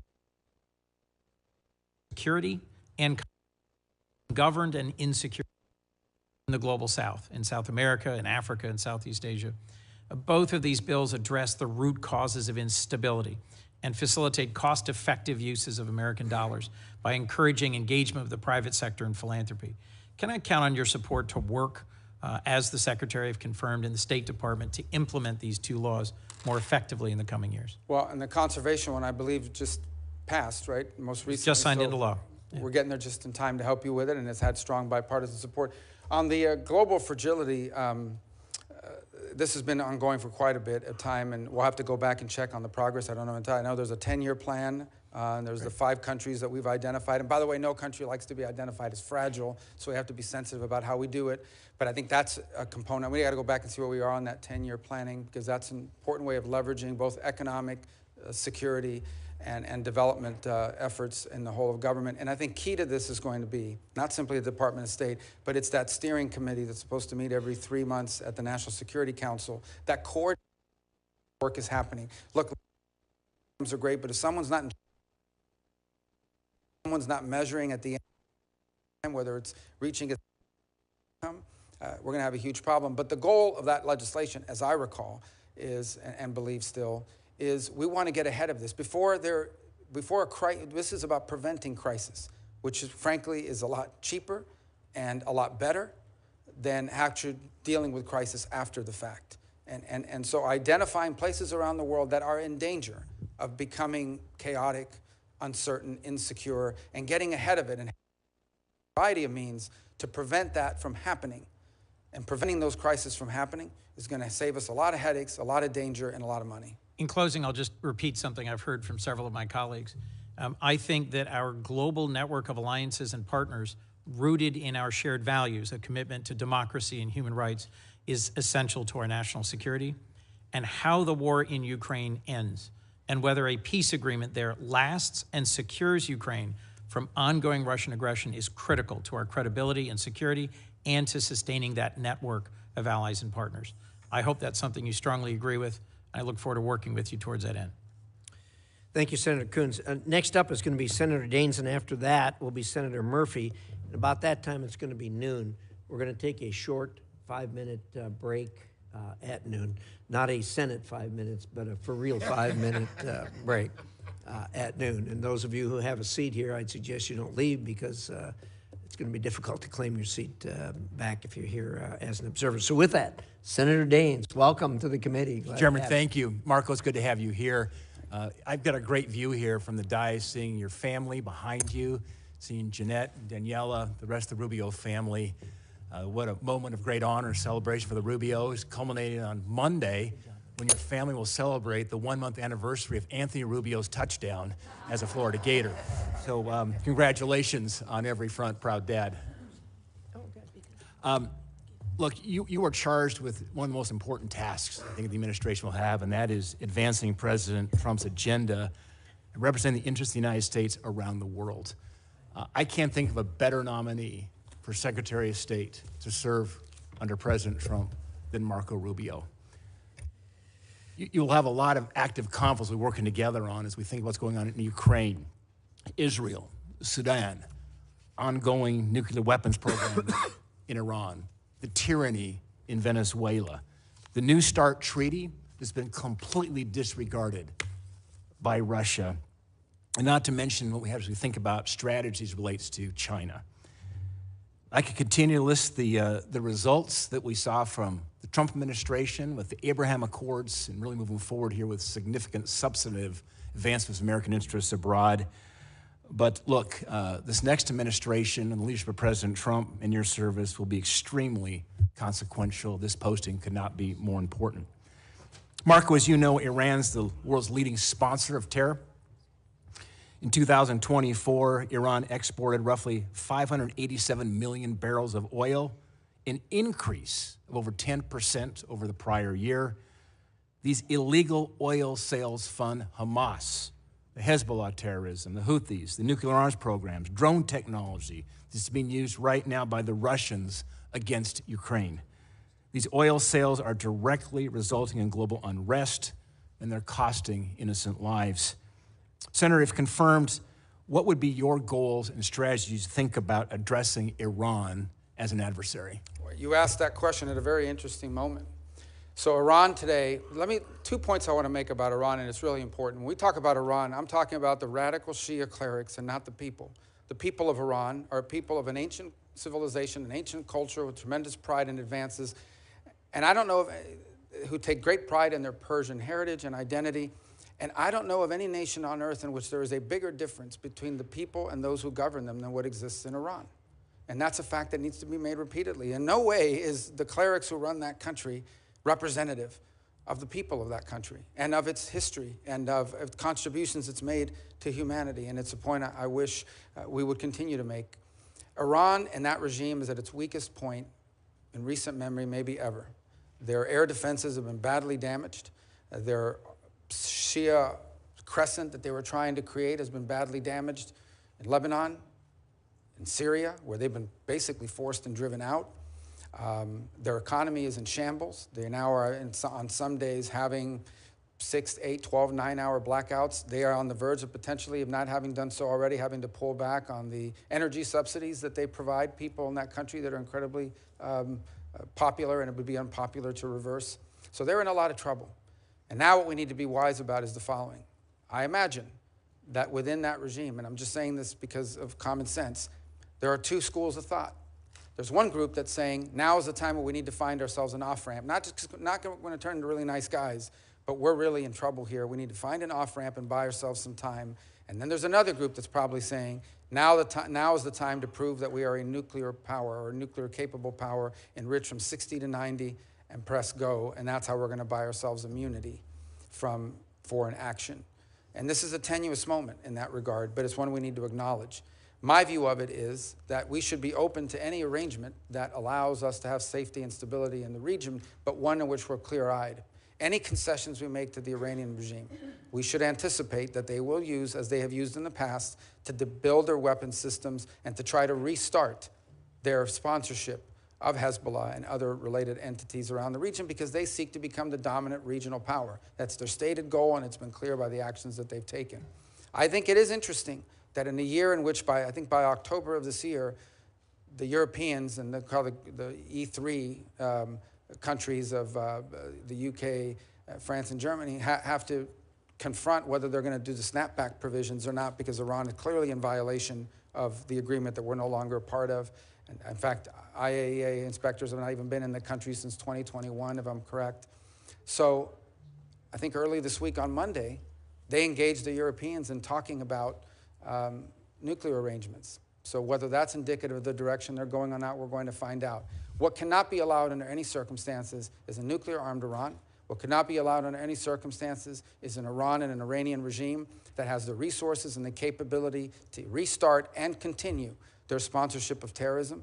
And what cannot be allowed under any circumstances is an Iran with the military capability of threatening and destabilizing its neighbors and potentially reaching the homeland as well, both kinetically and directly, and also through their surrogate groups who have long planned contingencies for attacks.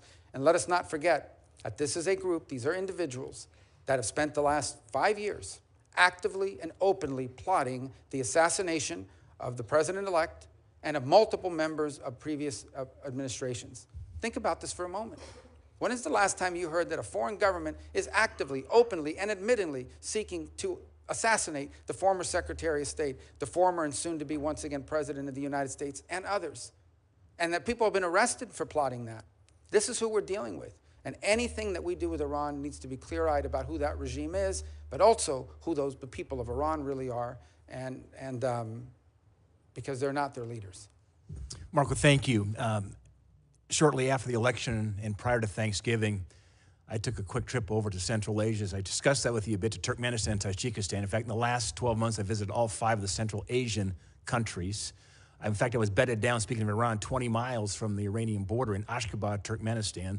They have the 4th largest reserves of natural gas in the world, but this is a part of the world that is often neglected, but of such strategic importance. You've got Iran, you've got Afghanistan, Russia, and certainly China, as they talk about living in a submarine, as they look into multi-vector diplomacy, want to engage with the United States as the Russians and Chinese are competing for their favor. One of the first trips that I made after the election, the reason was Central Asia, there'd not been a U.S. senator there in 13 years. 13 years to Turkmenistan or Tajikistan, very important strategically. One of the first goals of the caucus that Senator Gary Peters and I created of Central Asia is to repeal the Jackson-Vanik label on the region and extend permanent normal trade relations with Kazakhstan and Uzbekistan. I realize you have a lot of priorities on your plate when you will be confirmed as our secretary, but I would say rescinding it would be a good faith indication of the Jackson-Vanik requirements that Central Asia needs right now to grow. My question is, would you work with me and Senator Peters to have your team work with us to remove this designation? Yeah, and I believe the permanent removal will require legislative action. I don't think Senator Murphy has a bill on that as well. Yours is 3 countries. Look, I think this is a relic of an era that's passed. There are some that argue that we should use it as leverage for human rights concessions or leverage to get them to go stronger in our way as opposed to Russia and the like. But I think in some cases it's an absurd relic of the past. I think it's Kazakhstan, who the Department of Commerce has already said is a market economy. In fact, I think they hosted the WTO ministerial just a couple years ago. So it's just they've met the conditions. Yeah, it's something so we will work with you on this because I think it's important. Thanks, Mark. I think it's a neglected part of the world. I look forward to working with Senator Murphy on this. You know, that C5+1, which is Central Asian countries plus the United States. Hope we can work with President Trump actually to think about maybe hosting some kind of a summit there. Very strategic. After the withdrawal from Afghanistan, we need more friends in Central Asia, and look forward to working with you on that. In the time I have left, when I open up my comments, talked about all these conflicts around the world, sometimes we forget some of the most important relationships are right in our backyard, thinking about Mexico. With the nearshoring going on at the moment, a lot of production coming now into more of our time zone and hemisphere coming from China and so forth. Laredo, Texas is now the largest port in the United States. I think it's one of the underreported facts in our country. You talked about the cartels. They have command and control, certainly on the border at the moment. My question is, you think about Mexico, and you've been so active on Latin America and looking south of the United States, with President Sheinbaum now just coming into office. What are your thoughts around how do we become better engaged with Mexico to help them with their issue as it relates to the cartels, basically, which are running the country, it seems, at times? Well, and I wish we had more than 30 seconds to do it, because it's one of those issues that I think don't get enough attention beyond the problems. Look, Mexico's economy in many ways is a very vibrant one and has made tremendous advances and continues to be a very strong regional power. They can become frustrating at times for us because they have enshrined even in their constitution, a sort of non-aligned, non-interventionist foreign policy with regards to some of the abuses. And so it's been disappointing, for example, to see the position they've taken with regards to Venezuela and others. By the same token, our economic interests are so deeply intertwined. I think there are three areas of friction. The first is on trade and violations of trade agreements and so forth that have been laid out, and some of the things that I've seen, even as a senator from Florida, in the agricultural sector, that are going to continue to be an irritant in our relationship that we hope we can resolve. The second is the security situation at the border. And I think there's great interest, and should be on the part of the Mexicans, to bring this migratory problem at the border under control. People forget an increasing number of cases. The people crossing the border are not Mexican nationals. They are people that are transiting through Mexico. And in fact, in southern Mexico, you have seen a significant uptick in resentment against migration by Mexicans who are bearing the brunt of the costs of becoming a key element of the migratory path. And the third is the violence. And this violence at our border has to be addressed. I think they pose a threat to the United States, most certainly. The flooding us with fentanyl, the criminal activities occurring within the United States, facilitated by these groups who have become vertically integrated. These are not the Colombian cartels. These transnational groups are now vertically integrated. They are the suppliers all the way down to the street level and all the way up to the production level. They are vertically integrated criminal enterprises, but they are also threatening the sovereignty and security of the Mexican state. And as I pointed, there are journalists and there are politicians who have been assassinated for standing up to these cartels. And it tells you the amount of leverage they have over the government as a result of it. So it is in their interest, as well as ours, that we work cooperatively to take these groups apart and not allow them to continue their reign of terror, not just in the border region of Mexico, but spilling over into the United States. Right. Thanks, Marco. Thank you very much for the edification of the committee. I've just been advised that there's been a ceasefire announced in Gaza. Before we all celebrate, though, obviously we're all going to want to see how that executes. With that, Senator Murphy, you're up, and then we're going to take that short break. Thank you very much, Mr. Chairman. That is indeed good news. Senator Rubio, I want to talk to you about a topic that I think is going to be real trouble for you and for U.S. national security interests, at least for the first few minutes of my time, and that's the growing personal financial entanglement of President Trump, his family, and Middle East governments. I'll give you an example of what I'm talking about. For nearly 8 years, the Trump organization has been pursuing a real estate deal to build a hotel complex in Jeddah, Saudi Arabia. During President Trump's first term, the Trump organization actually voluntarily committed to refrain from pursuing real estate deals with foreign companies, especially those that are backed by foreign governments. And so the deal didn't go through. And then it remained stalled for the entirety of the Biden administration. And then magically, 30 days after the November election, Saudi Arabia's biggest construction company that's affiliated with the government announced that the deal was going forward alongside an additional $200 million deal for a Trump property in Oman. Now, it used to be that somebody with these big financial business interests would come into government and take actions like setting up a blind trust or divestment in order to make sure there was no connection between their personal financial interests and the business they were conducting in government. But President Trump has just done the opposite, right? Over the last 8 years, while he was in office and since he's been out of office, he and his family have become more deeply dependent on revenue from governments in the Middle East. During his last presidency, Middle East interests sent about $10 million to Trump properties. After he left office, Trump's son-in-law, Jared Kushner, who was his primary Middle East envoy, was handed $2 billion in investment by the Saudis, even though a Saudi investment board said the investment was a bad business decision. That investment actually comes up for renewal in 2026, giving the Saudis massive leverage over the Trump family. And then to make matters worse, right after the election, the Trump organization said that in this term, the president-elect's second term, it would drop its previous prohibition on doing new deals in the Middle East with private foreign companies aligned with foreign governments. So the Trump organization is going to be signing new business deals in the Middle East with private companies that have connections to foreign governments at the very moment that you are going to be conducting sensitive diplomacy in these countries. That's just extraordinary. Never before in the history of this country has a president been, literally receiving cash from foreign governments and from foreign companies that are backed by foreign governments in the middle of their term. If you or I had done this as senators, we would be in violent violation of Senate ethics rules. That's not permitted on the Foreign Relations Committee. And so I guess my question to you is a pretty simple one. Do you see how this fundamentally compromises your diplomatic efforts? Do you have an issue, or will you raise an issue with the president about his growing financial connection with the governments that you're going to be negotiating with? Well, first of all, I am not neither authorized nor in any position to give you sort of any insights into any of these arrangements you've pointed out. You know, you mentioned Jared Kushner as an example. He's a private citizen, happens to be a Floridian. I don't know what, if any, engagement he has in the work that's going on now. I can tell you what I know.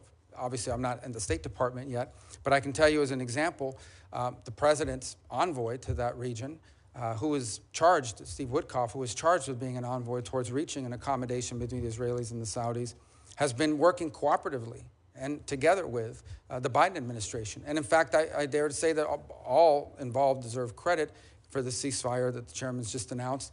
But Steve Witkoff's been a critical component of it, and he has been involved in it from day one. I think the broader consideration about whether we want to see a Saudi-Israeli mutual recognition and relationship would be one of the most historic developments in the history of the region for all the factors we've discussed here today.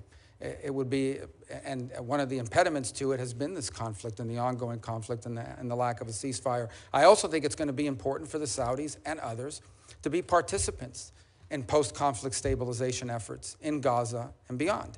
So all I can tell you is that what I've said from the very beginning, from the opening statement, and that is our foreign policy is going to be driven, as the President's made abundantly clear, by whether some action makes America is in the interest of the United States and our national security. And that's what it's going to be driven by, and that's how all these policies should be judged by, and that's certainly the job that I believe I've been tasked with executing on.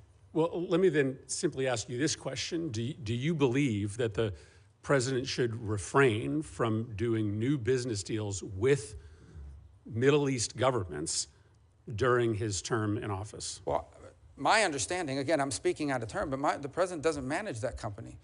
His family members do, and they have a right to be in the business. I mean, that's the business that they're in. They're in the real estate business. They've been for a very long time, both domestically and abroad. They have properties in multiple countries. So at the end of the day, I don't know, his family is entitled to continue to operate their business. The fundamental question is not whether his family is involved in business. The fundamental question is whether that is in any way impacting the conduct of our foreign policy in a way that's counter to our national interest. And the president's made abundantly clear that every decision he makes and every decision we are to make at the State Department should be driven by whether or not it serves the core national interests of the United States. And that's how I hope our policies will be judged by, not what business his family is conducting while the president is here in Washington working not on his business, but from the Oval Office. You are correct. That is the fundamental question, whether or not a policy is being pursued in U.S. national security interests or due to the president's personal financial interests. That is the reason why, as United States senators, we are not allowed to have complicated existing financial arrangements with foreign governments, because you do not want to create the impression that there is a conflict of motivation. And I just wished that this president applied to this incoming administration the same rules that we hold ourselves to as United States senators. Senator Rubio, in the time I have remaining, just want to tackle two other topics. One that I know is of mutual concern to you and I, and that's the the need to confront China in non-military ways as they try to exert influence around the world.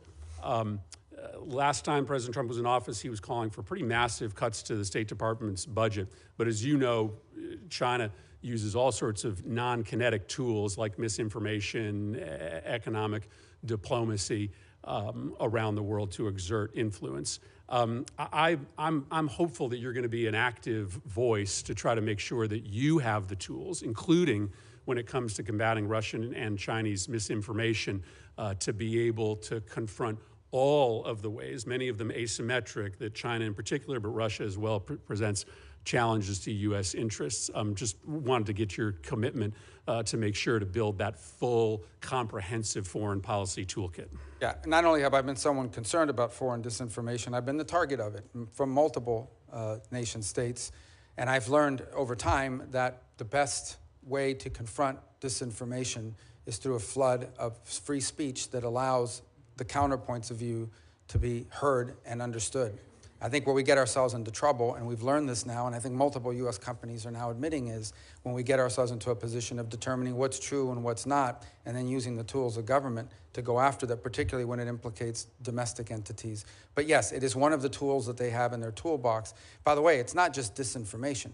It's flat out influencing nation states' views of the United States writ large by promoting conspiracy theories internally in other countries that undermine us and that undermine our standing, whether it's in Africa, and increasingly you see it in the Western Hemisphere as well. And one of the best ways to combat that is to be present, to be there, to show what we do, and to brag about what we do. One of the things that frustrates me the most is there are literally programs within the USAID where they do not allow us to label it as made in America or a gift of the American people because it might offend someone locally. I think it's important for the world to know that what the United States is doing to help their societies, we do not do a good enough job of promoting what we have done historically and continue to do to help our fellow man around the world.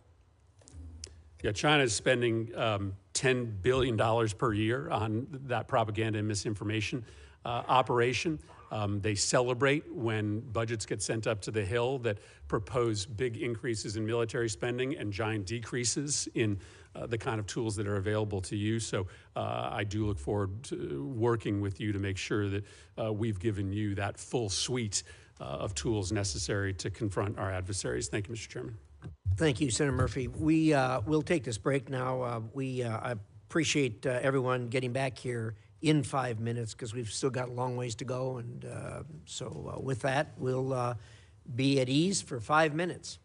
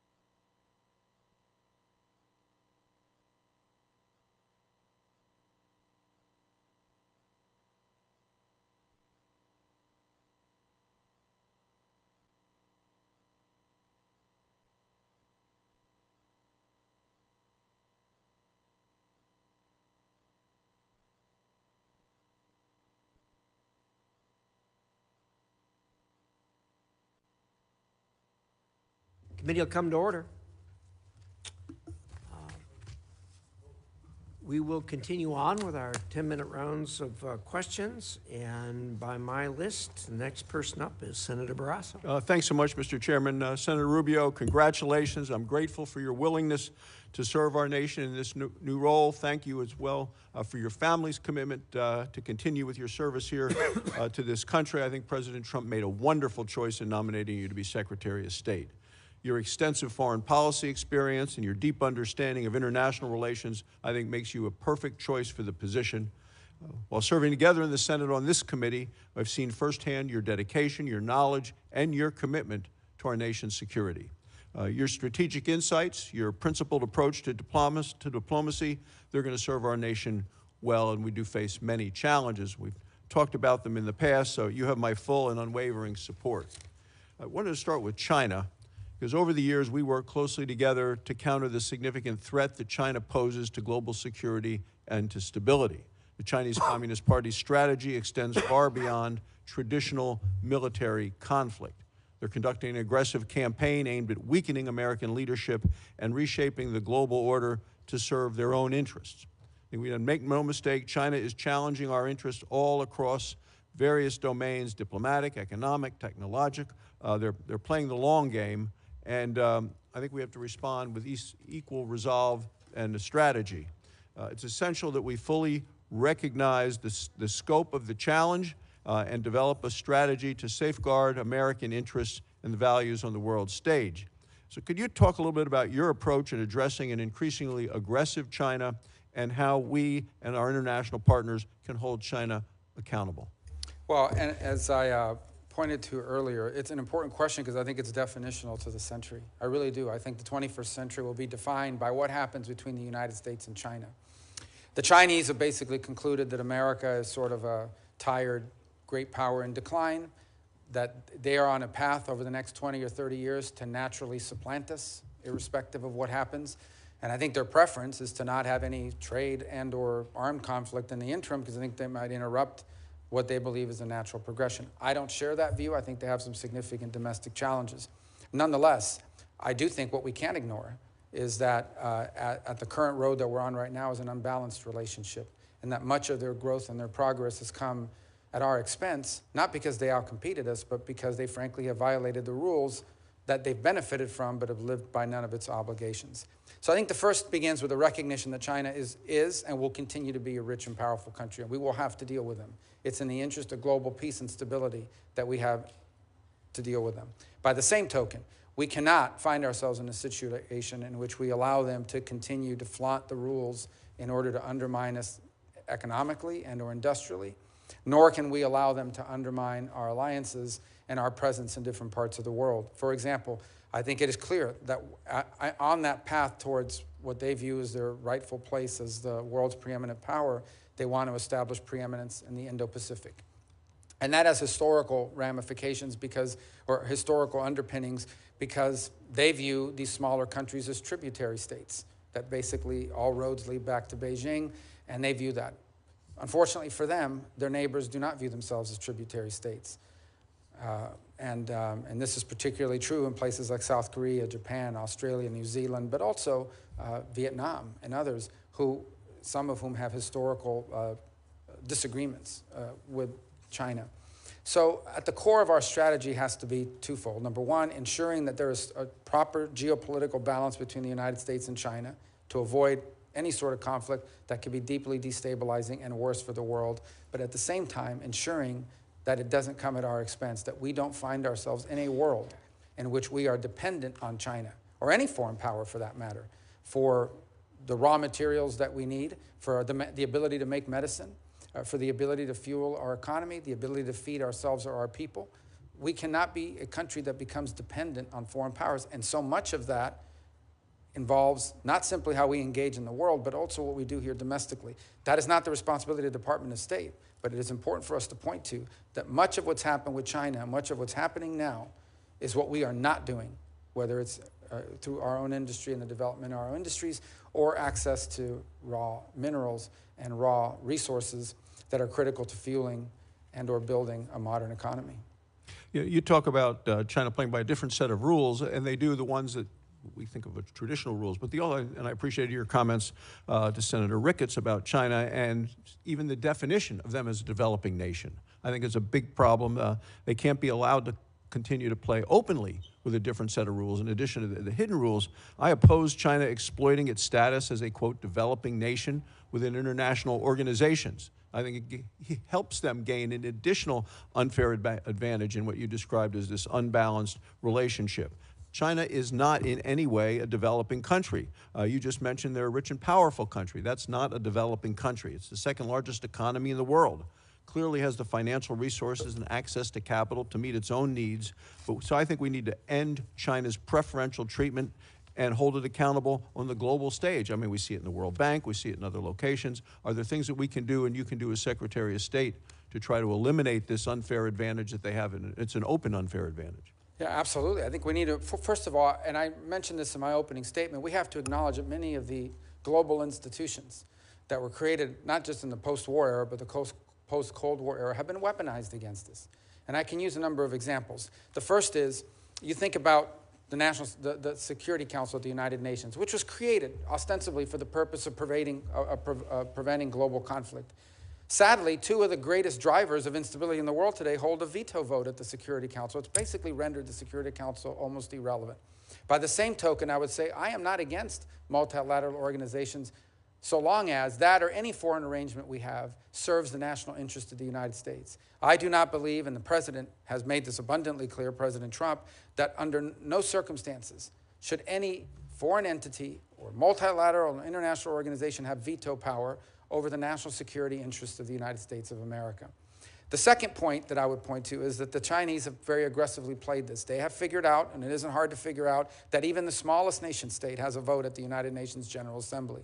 And they have worked hard to not just court, but entrap a handful of votes around the world, and including in our own hemisphere. If you look at the Caribbean Basin, in Grenada and places like that, where they go into these countries, and they don't just provide $1 million or $1 billion to build the stadium, they also give you $5 or $6 million under the table for your family and friends. They do that in place after place. We've seen that practice as well in Africa. So we need to understand that there has to be, in many of these parts of the world, look, we're not bribing anybody. We're not going to do that, and it's certainly illegal for American companies to do it. But it's hard to engage these countries who in many cases have legitimate needs when they say, the Chinese, we prefer to have your stuff, we prefer to have American investment, but you're not offering any, and so we're left with the only alternative, and that is to take the Chinese investment, even though it comes with strong strings attached that include things like debt diplomacy or debt traps and expectations of diplomatic cooperation at these international forums. My final question has to do, because you used the phrase, we need to be able to fuel our economy, and I'll talk a little bit about energy. Look, people who live in poor and developing nations, they want to be able to fuel their economy as well. They need a stable energy source to grow their economy, to improve lives. Many of the countries you've traveled to and I have, we've seen what energy poverty can do to people to make it harder for them. You know, we have an ability to help these countries develop a stable energy supply.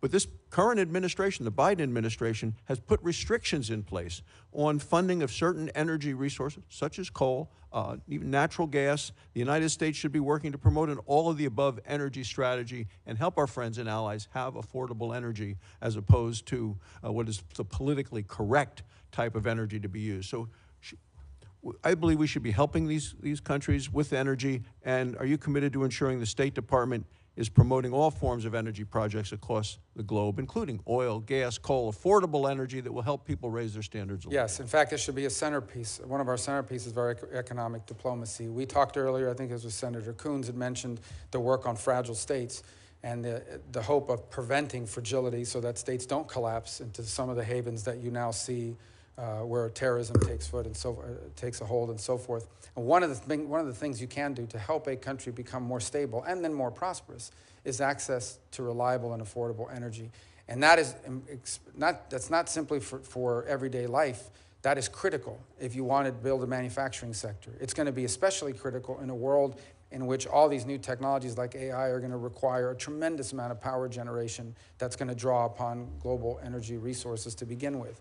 So absolutely, it needs to be at the centerpiece, and we'll work very closely with the Energy Department in ensuring that it's a centerpiece of our foreign policy. Thank you, Mr. Chairman. Thank you, Senator Barrasso. And next up, we have Senator Booker. Thank you very much, Mr. Chairman. Marco, Senator Rubio, the president made a great decision in choosing you. I'm happy to see you there. You're a thought leader in foreign policy. I, however, don't think most Americans know how great of a thought leader you are in NCAA, NFL, and high school football. And I'm a little disappointed that you're not going to be the head of the NCAA right now. Not yet. We sat in my office recently. I told you about my concerns about Africa right now. Democratic Republican administrations have not prioritized the continent. It is literally the fastest growing continent on Earth. We now see the future. By 2050, 1 out of every 4 human beings on the planet will be in the continent of Africa. And because of the demographic issues we have around the globe, from Europe to the United States to even China, 1 out of every 3 working people on the planet will be in Africa. It is rich with arable land and critical minerals. It has an economic potential that could create tremendous markets for American companies and American businesses. More than this, we know while it has incredible assets and opportunities, a lack of focus on Africa could endanger the whole planet. We know in the days of infectious diseases, for example, an outbreak of an infectious disease anywhere is a threat to public health everywhere. More than that, we see the climate challenges, migration patterns there threaten to destabilize the Middle East and other areas. Egypt, for example, literally is hosting millions of refugees in Egypt right now. Now, my frustrations in my 12 years here is that we as a nation have not really prioritized it. We do not have ambassadors in some countries where China and Russia, who understand the African opportunities, are investing heavily. I've gone around the world, and in my times in African countries, I often encounter people that saying, hey, the Chinese are here, where are you? And it's not just ambassadorial placements. Other critical positions in embassies just aren't being filled. And therefore, we're being outplayed by the Chinese and the Russians. African countries and leaders have told me time and time again, we prefer you. We'd rather deal with you, we'd rather work with you, and we can see by legal immigration patterns that their people would rather our way of life than the Chinese or the Russians. But we are simply being outplayed in ways that we can counter if we had a real focus and a real strategy for engaging Africa. And the impact of U.S. engagement is real, and the backbone of our diplomacy is that diplomat abroad, is that Secretary of State on down, people saying this is a priority.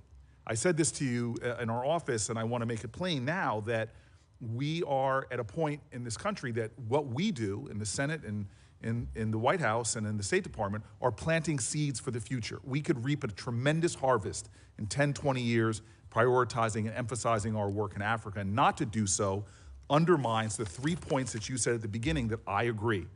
Our foreign policy should be guided by what makes us safe, strong, and prosperous. And the future, in so many ways, is Africa. Could you just talk to me a little bit about how you are prioritizing it, how you understand the critical opportunities and the dangers of not engaging at a higher level than either the Biden administration, Trump administration, Clinton administration, Bush administration have done? Yeah, and I'll preface it by saying that obviously I'm not been confirmed yet, the president's not in office yet. There will be a national security strategy that will frame much of what we do in foreign policy. So what I'm going to share with you basically here today is, as someone who will be at that table, some of the impressions that I would share with regards to our historic involvement in Africa and also some of our challenges moving forward. So the first, and you've already highlighted all of the things about the growth that's going to happen. I think they'll double in population between now and 2020, 35 or what have you. So it's extraordinary. That isn't just an interesting number. That's also markets. Those are also consumers. Those are also places that I think provide an extraordinary opportunity, properly positioned, for America to become more prosperous. Literally, more people that can afford to buy the things Americans provide, both in services and goods, and vice versa. So I think there's an extraordinary opportunity. Where I think some of our situation in Africa has fallen off has been, it's been, and rightfully so, heavily focused on counterterrorism and solely on counterterrorism in some places. And that's valuable and important. It is very difficult for a country to progress or move forward if they are in fact a haven, for that's open. And so, the freaks come out at night and you've got the terrorist groups that are operating and undermining that country. So it's not that it's unimportant. I think we're also learning from the Sahel how quickly the situation changes. Despite significant counterterrorism contributions, each of those countries have pivoted to their great mistake, grave error, towards the Africa Corps led by Russia. These people are not any good at fighting counterterrorism and unreliable, and I think the moment will come when they'll realize that, and maybe there will be a new opportunity to engage.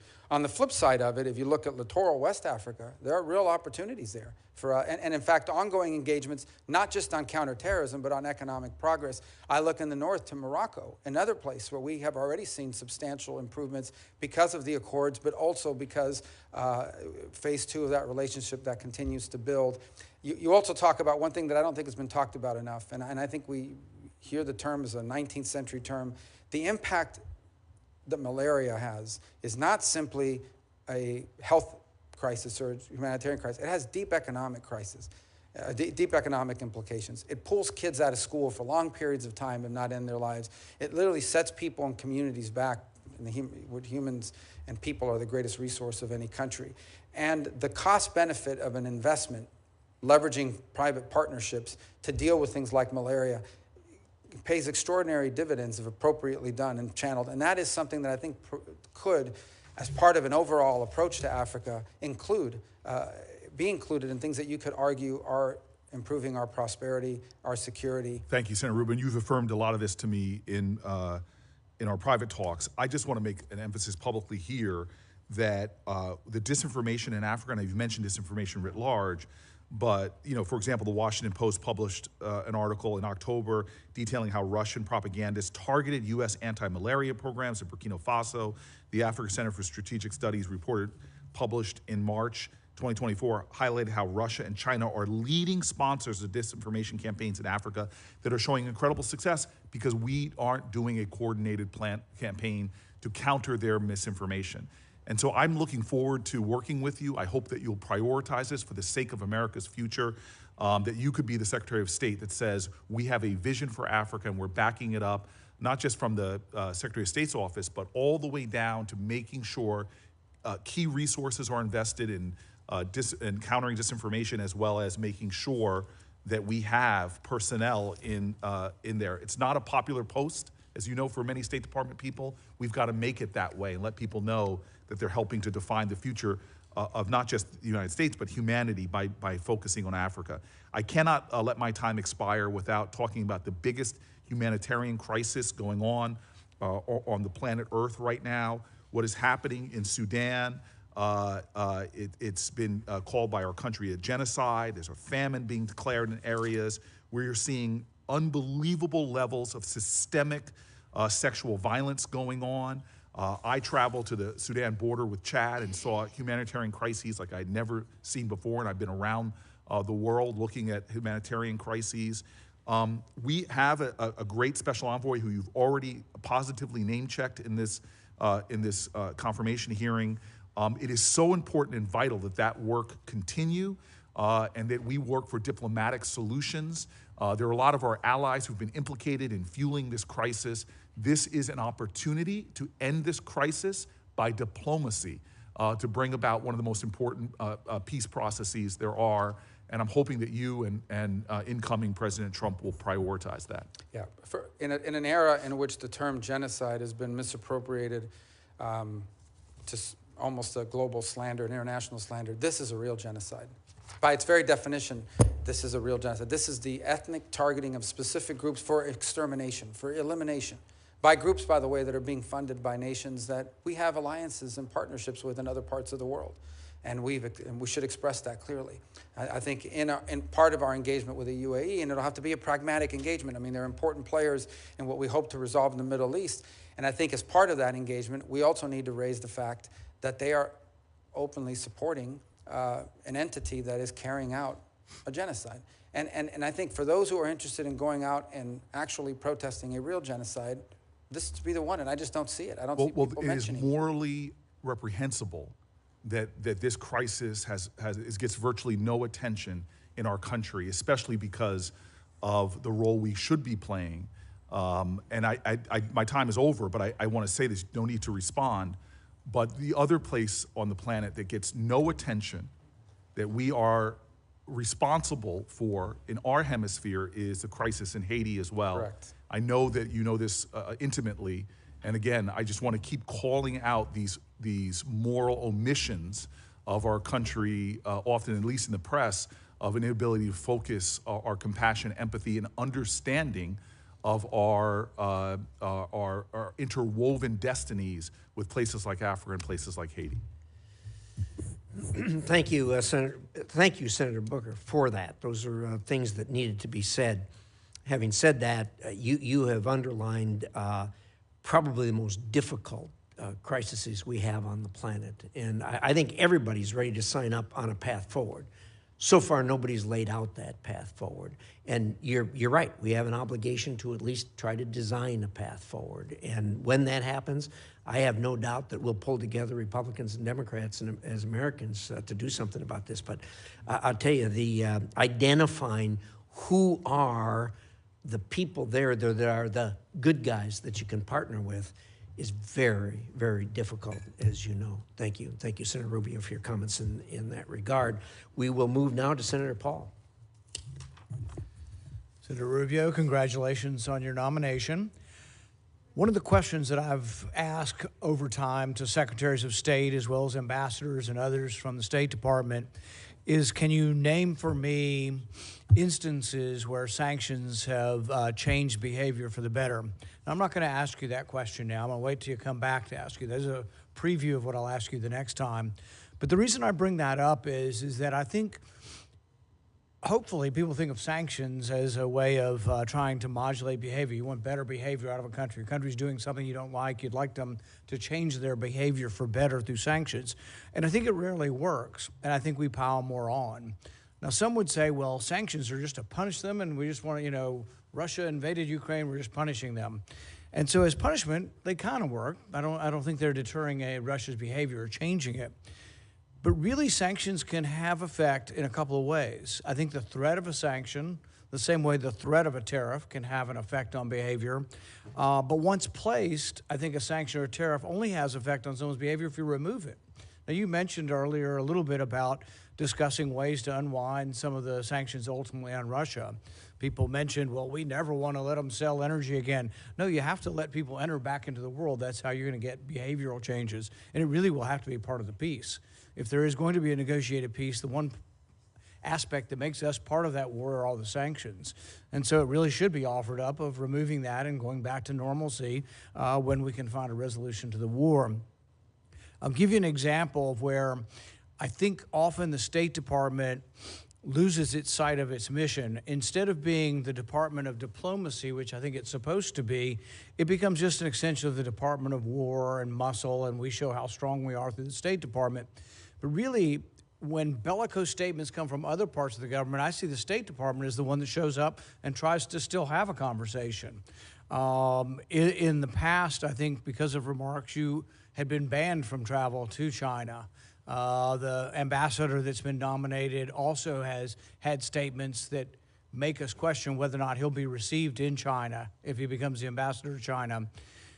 When Blinken and Yellen went to China recently, they decided, and I'm not arguing with the goal was to get China not to sell dual-use parts to Russia to use in the war against Ukraine. A noble goal, I share the goal. But they got to China and they shamed them in public and called them names and told them they're terrible people and they should quit doing it. I would argue that there's another way to try to get behavioral changes. I would argue that the opposite of sanctions is trade. And so we have a lot of sanctions on China. If I'd been the one going to China with a mission, I would have said to China very quietly, we may not be able to undo everything, but perhaps we could undo one bit of sanctions that will enhance your economy by X amount if you'll agree to quit selling dual-use parts to Russia. And I think that's just it's a different look on things, and I don't think we're getting it very often. I guess my hope is that you will think about a different way of doing business other than just saying, let's sanction everybody and let's call people names we don't like, because I don't think it helps. I think it actually makes the situation worse. And that doesn't mean we curl up in a ball and just say, do whatever you want, but there has to be some give and take. There has to be something we take back. And so I guess my general question to you would be, we know a lot about the stick. We know about sanctions and this and that. Do you see any possibility of any carrot with China to make relations better with China? Well, let me first say, indeed, I've been strongly worded in my views of China. Let me just point out, they've said mean things about me, too. And I'm not sure that they're fans of mine in that regard here. My role now as the Secretary of State is to lead the diplomatic wing of the country, and that will involve engaging them. The fact of the matter is, in a mature and prudent conversation, and I would expect that they, at the end of the day, are also mature and prudent practitioners of foreign policy. They've got 1 billion people and nuclear weapons and a large economy.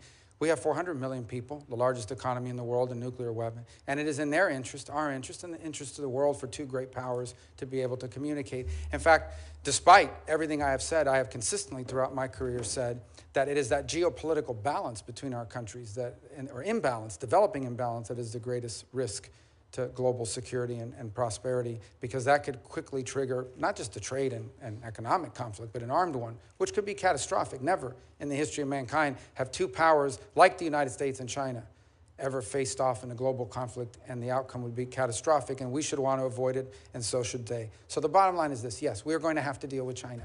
They're too big and too important in the world, and they're going to have to deal with us. And my goal is that it is dealt with in a way that furthers our national interest. What cannot continue to happen is that China continues to assume all of the benefits of the international system and none of its obligations, all the benefits of global trade and commerce and none of its obligations. Your point on sanctions are important. I think that one of the things that's happened over time is we have adopted this view that we're going to be involved in less armed conflicts, which I think is a positive, generally speaking, right? Most people would agree. The only other alternative left in the toolbox then is economic sanctions. And while I do think that you can question whether it has an impact over changing the behavior of a country, it can achieve two things. The first is it can deny a nation state the resources they could use to fund more of that activity. Let there be no doubt. If the Iranian regime had more money because of no sanctions, they would have spent more money on Hezbollah and Hamas and their missile program and the Houthis and others. So I do think there is value in that regard. And the second is, to be frank, leverage. When you sit down at a table, let's say we talk about Ukraine and the need to end that conflict, when you get and sit at the table, and the United States is involved in those conversations, hopefully, to reach a peaceful settlement of that conflict, you're going to have to give, not just get. And sanctions and the release of sanctions could be a part of that, assuming that the conditions are appropriate. So I do think sanctions also have a role to play in that regard. But I would not diminish the part about denying resources for governments and countries to carry out nefarious denying them the ability to have the resources to carry out these nefarious activities. I think you're right, and the point is probably valid with regard to Iran. Probably not so much with China. I don't think we've denied China resources, and I think their resources extend beyond what we can do. I think our sanctions are more, prodding them, but not really damaging their economic prospects. With regard to the concept of diplomacy and how we make things better, or attempt to make things better, I think if we have absolutes, we tend to not understand really the way diplomacy has to work, because it is about engagement, it's about hearing the other side. It's not about accepting their position, but it's about at least knowing what the position of the other side is. With regard to NATO and Ukraine, to a person, the State Department under the previous administration is adamant, and so are many Republicans, that there is absolutely no way we will ever say that Ukraine could be a neutral country. That absolutely they will be, and it is our absolute prerogative to invite anybody we want to into NATO. Well, we can say that, and we have the ability to do that, but there are consequences to that, and one of the consequences is that, at least from the Russian perspective, they see that as one of the reasons why the war has developed there. And so I think that if you are looking at peace, you have to look at first you have to get to a ceasefire before you even get to real discussions. But if you had a ceasefire between Russia and Ukraine, I think our sanctions need to be on the table as far as negotiating the removal of them. But I think also the idea of Ukraine being a neutral country as far as a military alliance, if it's not on the table, Ukraine doesn't have that much to offer. I mean, Russia now occupies a good 15-20% of the country. It's been a big bloody war, and they've done it in a sort of World War I fashion, but I don't think they're going anywhere. It is at a stalemate. But the one thing Ukraine has to offer is they won't become part of a military alliance allied against Russia. Just not taking it off the table enhances our ability to negotiate and enhances Ukraine's ability. I think Zelensky's public words have been a little less firm than they had been in the past. But instead, I think we've done the opposite with our diplomacy. Every day, it's Blinken, beating the drums, They absolutely be in Ukraine. Do you think that the concept of a neutral Ukraine, not in NATO, can be part of the negotiations to end the war?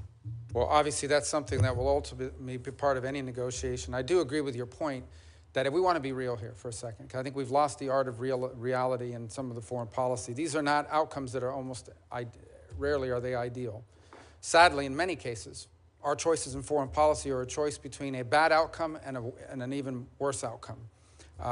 And that's been true not in the modern era, but throughout the history of diplomacy and nation-state relations. In the case of conflicts such as these, they invariably require concessions.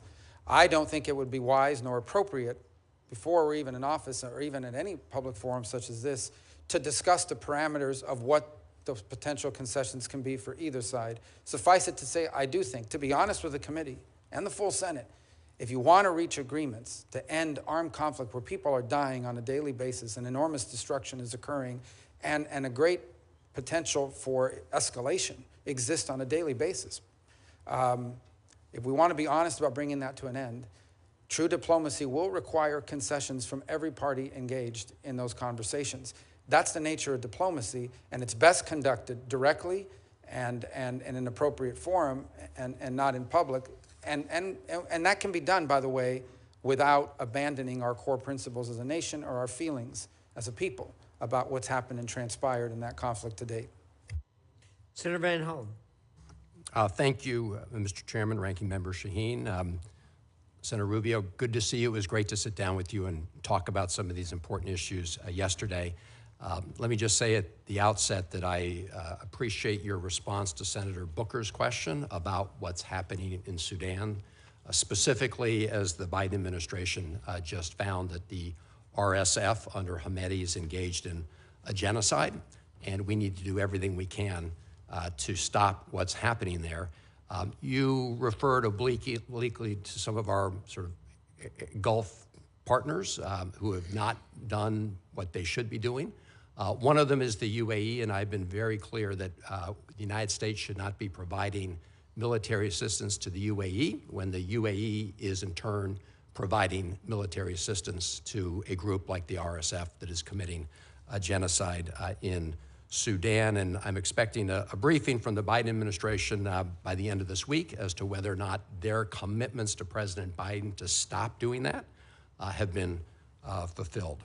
I want to pick up on a couple of the issues we discussed yesterday. One, as you know, Senator Sullivan and I are the co-chairs of the Bipartisan Foreign Service Caucus. We've passed a number of pieces of legislation through the United States Congress, most recently the Foreign Service Families Act. As you know, and we discussed yesterday, you know the importance of supporting the men and women at the State Department, including the Foreign Service, and I appreciate your willingness to work with us in the caucus to continue to make sure that they have what they need to do their jobs effectively. We also discussed the ongoing war in Ukraine and the importance of supporting the Ukrainian people against Putin's aggression, and I just want to say for the record, I support and endorse everything that Senator Shaheen said on that score, so I don't have to go into great detail. I will say that we know that what happens in Ukraine does not stay in Ukraine. And it's not just me saying that. That is what we've heard repeatedly from leaders in Japan, leaders in South Korea, and other partners of ours in the Indo-Pacific region. So I hope that we will continue to focus on that, because what we do know is that President Xi has one eye on what's happening in Ukraine and another eye on what's happening in Taiwan and measuring everybody's response. Like you, and we've worked on a bipartisan basis to try to make sure that we meet the challenge of China. Lots of important pieces of legislation that have passed, but none yet to really rise to meeting those challenges. I do support the Biden administration's ongoing efforts to restrict the flow of very high-end technologies, the highest-end chips, to China that can be used in their military. We're going to have to work successfully with our allies to do that, just like the Trump administration back in the day worked on the Huawei issue. So my view is that we need to expand that effort. We also discussed the volatile situation in the Middle East. You know, we often talk about the importance of shifting our focus to China and the Indo-Pacific, but we always seem to get dragged back into conflicts in the Middle East. I want to start with Syria. Good riddance to the murderous Assad regime. Obviously, we have a stake in what comes next in Syria, given the fact that it's a very volatile part of the world. I support the very cautious engagement of the Biden administration with HTS, but we should acknowledge their very poisonous genealogy, beginning with al-Qaeda morphing into al-Nusra. The other issue, of course, in Syria is that when you've got a situation like we see today, there are opportunities for ISIS to get further back on its feet, to provide it more oxygen. And as you know, the tip of the spear in our fight against ISIS has been our Syrian Kurdish partners, the SDF. But at this moment, President Erdogan of Turkey has been backing attacks of the so-called Syrian National Army, which Turkey largely controls, against our partners, the Syrian Kurds, which opens the door to a revival of ISIS. Because of the actions of the United States government, Turkey has so far paused that effort. Senator Graham and I have introduced legislation to impose sanctions on Turkey should they renew those attacks in an aggressive way. We talked about this. I know that you recognize the importance of that partnership with the Syrian Kurds, but just a very straightforward question. Do you agree that we should continue to support our partners, the SDF, in the fight against ISIS? Yeah, well, absolutely. Not only that, but I think we also need to recognize that there are implications to abandoning partners who have a great sacrifice and threat, actually jailed the ISIS fighters. One of the reasons why we were able to dismantle ISIS is because they were willing to host them in jails, a great personal threat to them. And obviously that situation is very tenuous. I don't want to take up a lot of your time, but I do think it's important to respond to this opportunity in Syria, because it could be an opportunity. Look, the new people that are in charge there are not going to pass an FBI background check, okay? We recognize that. These are not people we know all about, and their history, as you said, is not one that gives us comfort. That said, it is in the national interest of the United States, if possible, to have a Syria that's no longer a playground for ISIS, that respects religious minorities, ranging from Alawis all the way to Christians, that protects the Kurds, and at the same time is not a vehicle through which Iran can spread its terrorism to Hezbollah and destabilize Lebanon, not to mention what's happened in other parts. Not only is it in the national interest of the United States, it's in the national interest of virtually every nation state in the Middle East to see that come about. That is worth exploring. There is an interesting dynamic at play, and Senator Paul asked a moment ago about the impact of sanctions. I would argue that the Caesar sanctions directly contributed to the downfall of the Assad regime in many ways. We find ourselves in this interesting situation now where, because I think it was reauthorized as part of NDAA, we now have these sanctions in place against a government that no longer exists. But nonetheless, it's an opportunity for us to explore how we could use that tool, the removal of it, and others, if in fact the territory is fertile for these outcomes. There are impediments to this that go beyond simply the new people in charge. And one of them, as you pointed out, is Erdogan and what his intentions are. Right now, there's a very tenuous ceasefire with regards to the Kurds. It's important for that to be maintained. I think it's important to signal to Erdogan early, including through this hearing, that they should not view a transition in power in the U.S. as a window in which they could take advantage of to sort of violate whatever agreements were in place. Right now, what we want in Syria is stability so that we can explore what opportunities exist to bring a different dynamic, because it would have an impact on Lebanon, on Israel, on the situation in Gaza, and on the broader Middle East. And to walk away from an opportunity that may not come back. By the way, the Russians have been run out of there, the Iranians have been run out of there, but they are pragmatic foreign policy operators. If we don't explore these opportunities, they will work their way back in there at some point. And I agree with everything you just said, and look forward to working with you on that.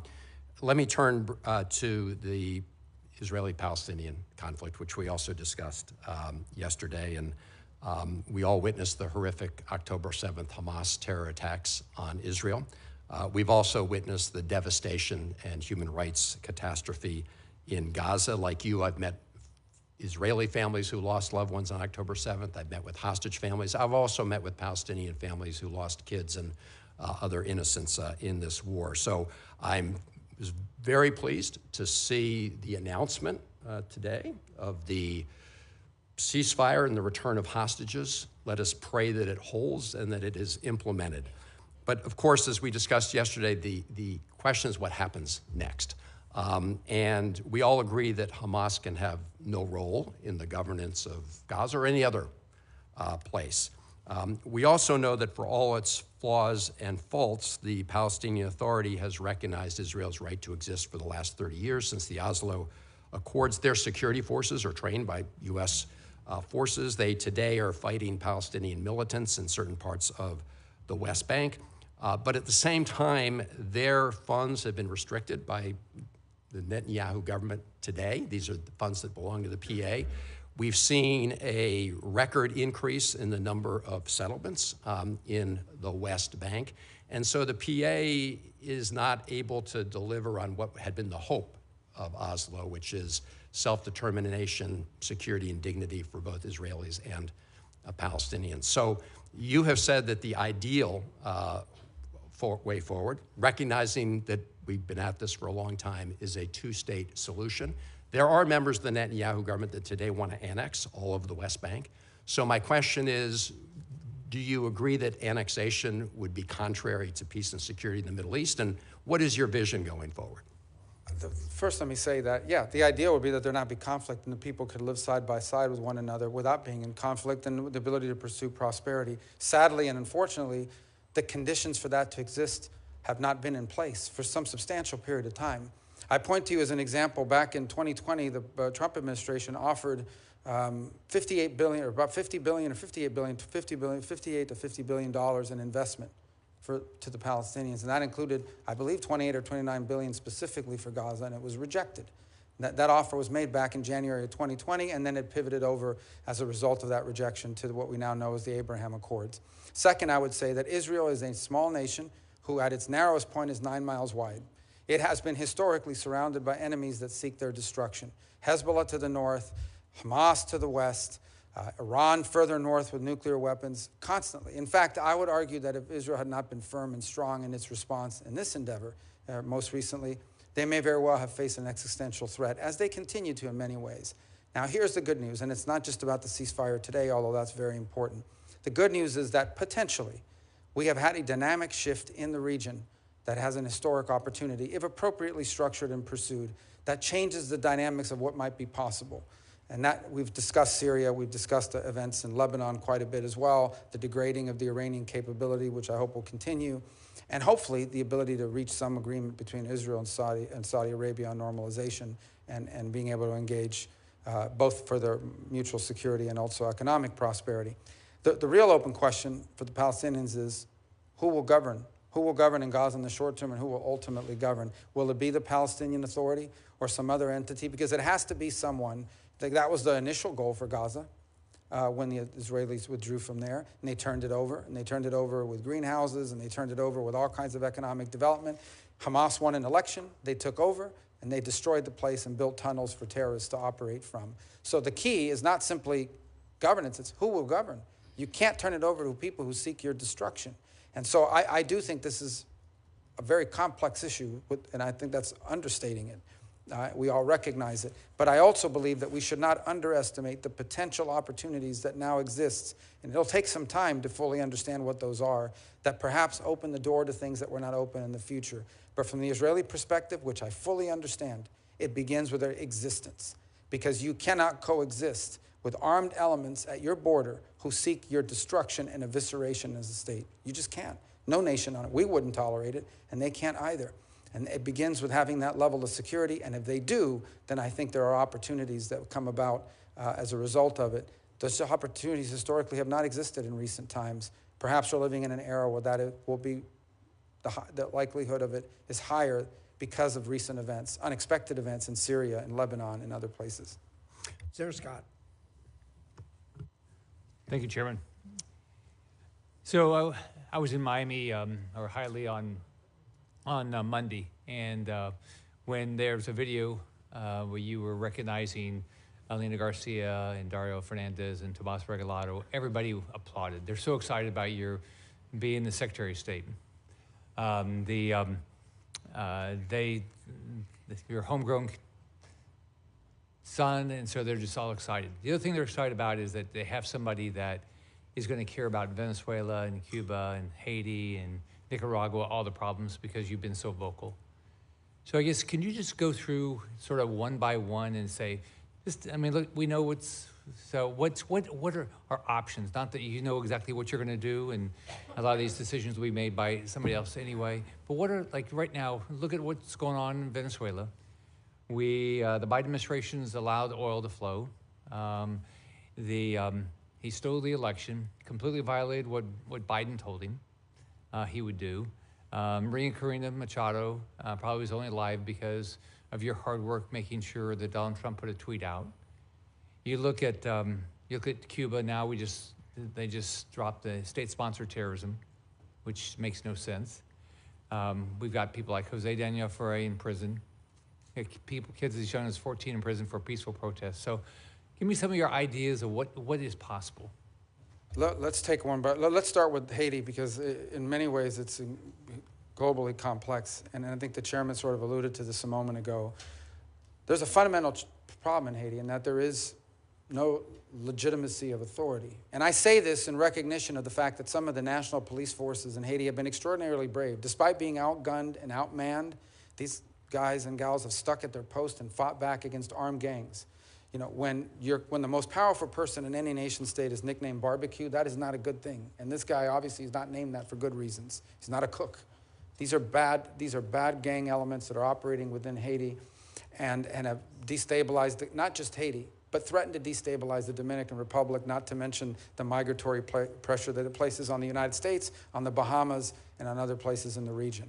There is no easy answer. The Kenyans are there, and I can tell you, I think they deserve a lot of credit for being willing to take on that mission. In recent days, missions from various other countries have arrived, El Salvador being among them, to sort of contribute to that effort. I don't think anyone can tell you they have a master plan for how you fix that overnight. I do think it does begin with stability and security. You've got to establish some baseline security, and it's not going to come from a U.S. military intervention. So to the extent that we can encourage foreign partners, and I would include foreign partners in the Western Hemisphere who should be contributing to this effort, to provide some level of stability and security in Haiti so that you can explore the opportunities to have a transitional government that has legitimacy, that can ultimately lead to the conduct of elections, and then have governing bodies in that country that can bring about a nation state that can begin to build some of the things you need in order for permanency. But it's going to take a long time. And I say this with sadness in my heart. There have been good times, and there have been bad times and worse times in Haiti, but sadly, there's not really been a golden era in Haiti's history, and your heart breaks for these people and for what they've gone through. But you also, as a policymaker in the United States, recognize the implications it's had on our country, not just in the migratory pressures it's placed on us, but as I pointed out earlier, the threat it poses on a daily basis to destabilizing the Dominican Republic. You mentioned Nicaragua. It's a very weird situation, for lack of a better term. The Sandinistas earlier, one of the first things they did in the new year is they kicked out every nun in the country. They've gone to war with the Catholic Church, which was the last institution in the country capable of standing up to them. But now they've begun this process of amending their fake constitution to basically create a family dynasty so that Ortega and his wife will now be co-presidents. There's no democracy that's been completely wiped out. They have literally put plane loads of opposition figures and exported them here to the United States and around the world. They literally arrested anyone who signed up to run for president. They arrested every single, you signed up to run for president, they put you in jail. So it's a big challenge, but our national interest is most challenged. Number one, because of migratory pressure. Number two, because the Nicaraguan regime is allowing people to fly into Nicaragua visa-free from anywhere in the world and then transit to the United States. They have become the point of entry for people from all over the world because you come in without any visa, They charge you $1,000 or whatever the going rate is today. And from there, you get on the migratory route and into the United States. They have been direct contributors to the migratory crisis we face at our southern border. And the third is the Nicaraguans have basically invited the Russians to establish a military naval presence in Nicaragua, in our hemisphere. That poses a threat to our national security. That needs to be addressed. Venezuela, sadly, is not governed by government. It's governed by a narco-trafficking organization that has empowered itself of a nation state. And we have seen, I believe, upwards of 7, 8, 9 million Venezuelans have just left the country. More are expected to leave. I was in strong disagreement with the Biden administration because they got played the way that I knew they would get played. They entered into negotiations with Maduro. He agreed to have elections. The elections were completely fake. They leveraged migration against us to get those concessions, and now they have these general licenses where companies like Chevron are actually providing billions of dollars of money into the regime's coffers, and the regime kept none of the promises that they made. So all that needs to be re-explored. Because in Venezuela, you have the Russian presence, you have a very strong Iranian presence. The Iranians, in fact, are exploring, or in fact are beginning to build drone factories for the manufacture of Iranian drones in our own hemisphere. Not to mention the long practice of the Venezuelan regime of providing real but illegitimate passports to operatives for Hezbollah in our own hemisphere. And lastly, and I leave it lastly to Cuba because it's one that's been more enduring, the problem in Cuba basically is that despite being a communist regime and Marxism not working, is that they've decided, and they thought what they would do is that they would create this holding company. It's called Gaesa. It is a company that they own by the Cuban military, and that holding company owns everything that makes money in Cuba. If it makes money in Cuba, they own it, and it generates revenue for them. The Miami Herald just did an expose on Gaesa. And while you have electrical blackouts and you have all these other problems economically in Cuba, Gaesa is sitting on billions of dollars that they've generated for their permanency. In 2017, the Trump administration sanctioned Gaesa. Unfortunately, the Biden administration lifted some of those sanctions and restrictions a couple of years ago, which increased the amount of money they're able to generate through things like manipulating remittances and the like. And then yesterday, the Biden administration announced they were rescinding all of the sanctions on Gaesa, which basically the sanctions were this. You can do business with an independent individual Cuban, but you cannot, it's the regime that doesn't allow it. You cannot do business with anything owned by that government-run entity. And yesterday they lifted the sanctions on them. Now, the new administration is not bound by that decision, but nonetheless, that's what's in place. Ultimately, the reality, the moment of truth is arriving. Cuba is literally collapsing, both generationally in terms of all the young people leaving, but it's also collapsing economically. They are now living on 20 and 21-hour rolling blackouts and some days longer because Marxism doesn't work, because they're corrupt, and because they're inept. And they're going to have a choice to make, those that are in charge there.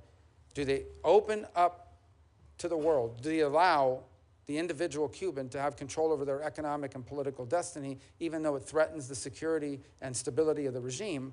Or do they triple down and just say, we'd rather be the owners and controllers of a fourth world country that's falling apart and has lost 10% of its population in the last 2 years? And that's a dynamic that they're facing right now. I hope that they will choose the path of empowering the individual Cuban so that the individual Cuban has the ability to do what the peoples of virtually every other country in the hemisphere have been able to do at least once in the last 60 years, and some more than once, and that is elect their leaders, vote for their leaders. You think about what happened here today. The Cuban people have no idea what it's like to have an authority figure or someone in charge and power, like I am as a U.S. Senator, sitting here having to answer questions from his colleagues, and also having to have people in the back screaming and protesting against you. You can't do that to a Cuban official. You can't question their decisions. The Cuban people have never been able to participate in a political process for almost 70 years now. And they're entitled to that as much as the people of Colombia and Argentina and Paraguay and Peru and virtually every other country in the region has enjoyed. So let's assume you have this job, you're confirmed, you have the job for 4 years. What would your definition of success be? With regards to generally? Your job. The alignment of our foreign policy to our national interest has been defined, the security, prosperity of the American people.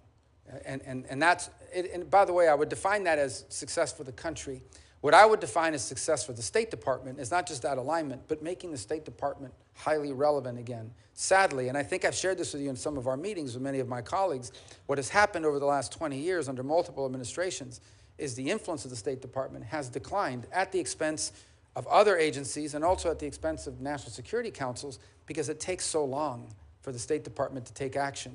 And so increasingly you stop getting invited to the meetings and they stop putting you in charge of things because it takes too long to get a result. So we want the State Department to be relevant again, and it should be, because the State Department has a plethora of talented people who are subject matter experts and who have skills in diplomacy, and it's not being fully utilized because increasingly on issue after issue, we've seen the State Department marginalized because of internal inertia, because of the way the structure works. So we have to be able to we have to be at that table when decisions are being made, and the State Department has to be a source of creative ideas and effective implementation. So I would define making the State Department relevant again in the setting of our foreign policy is critical. And I think that's something that maybe is not as perceived by the general public as it is by those of us who watch it on a daily basis. Thank you. Thanks. Senator Rosen. Well, thank you, Chairman Risch, Ranking Member Shaheen, for holding this hearing and for welcoming me to the committee. You know, I'm joining this committee at a challenging time for the global community, from conflicts with Iranian proxies in the Middle East to Vladimir Putin's war in Ukraine, growing tensions with China, a genocide in Sudan, and so much more. And I look forward to working with my colleagues on both sides of the aisle to find bipartisan solutions to these problems. And I also want to thank you, Senator Rubio, your family that's here, and those who couldn't be here, for working with me over the last 6 years and your service to our nation. And I'd like to congratulate you again on your nomination. And I'm going to move on. I just want to make a quick statement because ensuring the United States remains a steadfast supporter of Israel, I know, is one of your top priorities and one of mine. And throughout your time in the Senate, you've been one of Israel's most unwavering supporters. I want to thank you for supporting Israel. I look forward to working with you to ensure that the U.S.-Israel security partnership remains ironclad and that our friendship remains unconditional. And I want to thank you for your response to Senator McCormick's hostage question.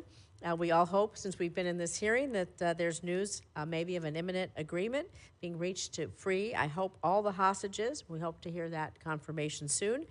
But nevertheless, these issues must remain a top priority for the committee going forward. So I'm going to just move over to talking about Abraham Accords, speaking of going forward, because despite the immense challenges that you've addressed posed by October 7th, the Abraham Accords have ushered in new forms of cooperation between Israel and countries in the Middle East and North Africa.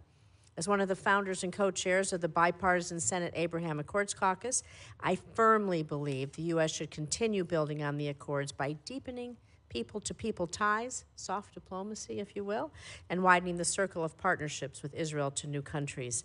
So, Senator Rubio, I know you've touched on this briefly, but if confirmed, how will you support the growth of the Abraham Accords to new countries generally, and specifically maybe try to normalize relations between Israel and Saudi Arabia?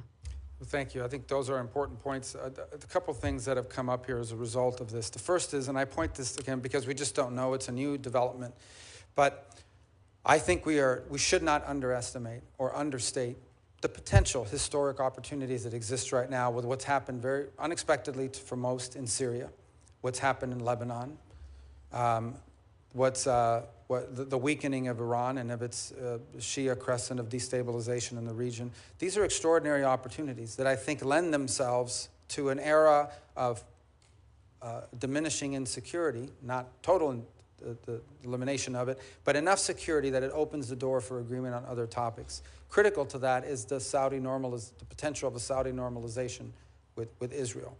And I think that, as part of a broader context of the Abraham Accords, I think would be historic in nature and I think provide extraordinary benefits to the world and help bring a level of stability and peace to an area that, frankly, has not had it, one could say, for thousands of years, but certainly in my lifetime. You talk about what we could do to build on it. I think the most important part of any arrangement of countries that enter into these agreements that historically have been difficult is there has to be a benefit to it. They have to perceive that there's a benefit to it, particularly among themselves. Like, what is the benefit to a country? What benefits will Saudi Arabia derive from being in recognition of Israel and vice versa. And I could think of a variety of things, whether it's advances in what their investments in high tech and how Saudi Arabia wants to diversify its own economy, the ability of cross investments, and also, frankly, of security.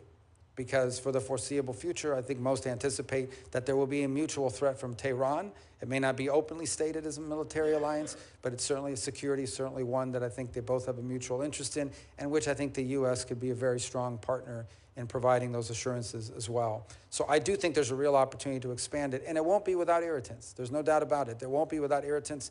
That we're still going to have some issues with UAE or Saudi Arabia, but we also have to be pragmatic enough to understand what an enormous achievement it would be if, in fact, not just you get a ceasefire, but you actually, that leads to the opening, the opportunity of a Saudi-Israeli partnership and joint recognition. What that would mean to the region is historic.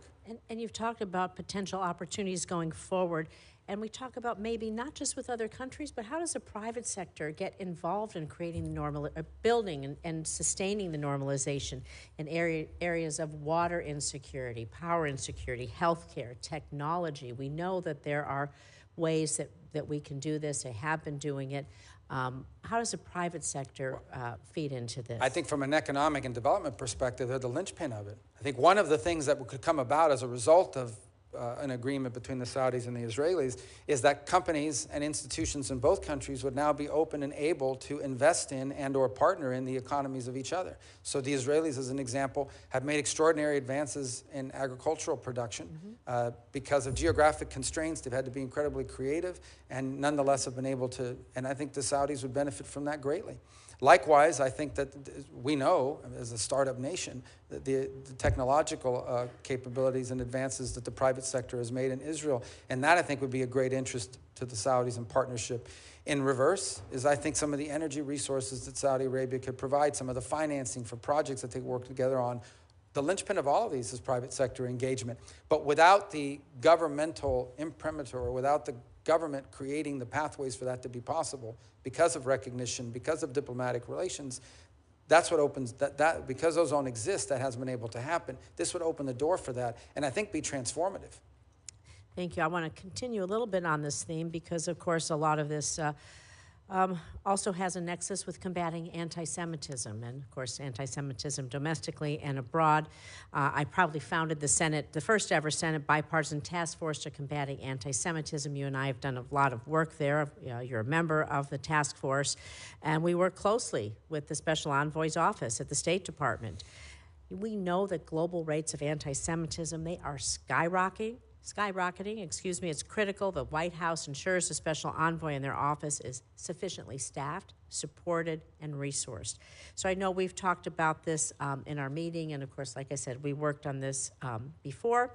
Can I have your commitment that you'll work with the White House to do two things? Quickly nominate a qualified candidate to be Special Envoy. Quickly and qualified, we really need to get somebody on board. Yes, and I think it needs to be someone that, as we've discussed, also enjoys broad support across different sectors. But the key ultimately is, there was I don't know if it was a study or a survey or something that came out yesterday, but it showed something that's really disturbing. I think it said 60% of people on Earth hold anti-Semitic views, according to this poll, or in 60% of the countries, but I think it's at 60%. Look, unfortunately, bigotry and hatred has been a part of human nature from the very beginning, but anti-Semitism is a unique danger. The suffering that it inflicted on the world historically, but in the last century, is unimaginable and can never be allowed to be repeated.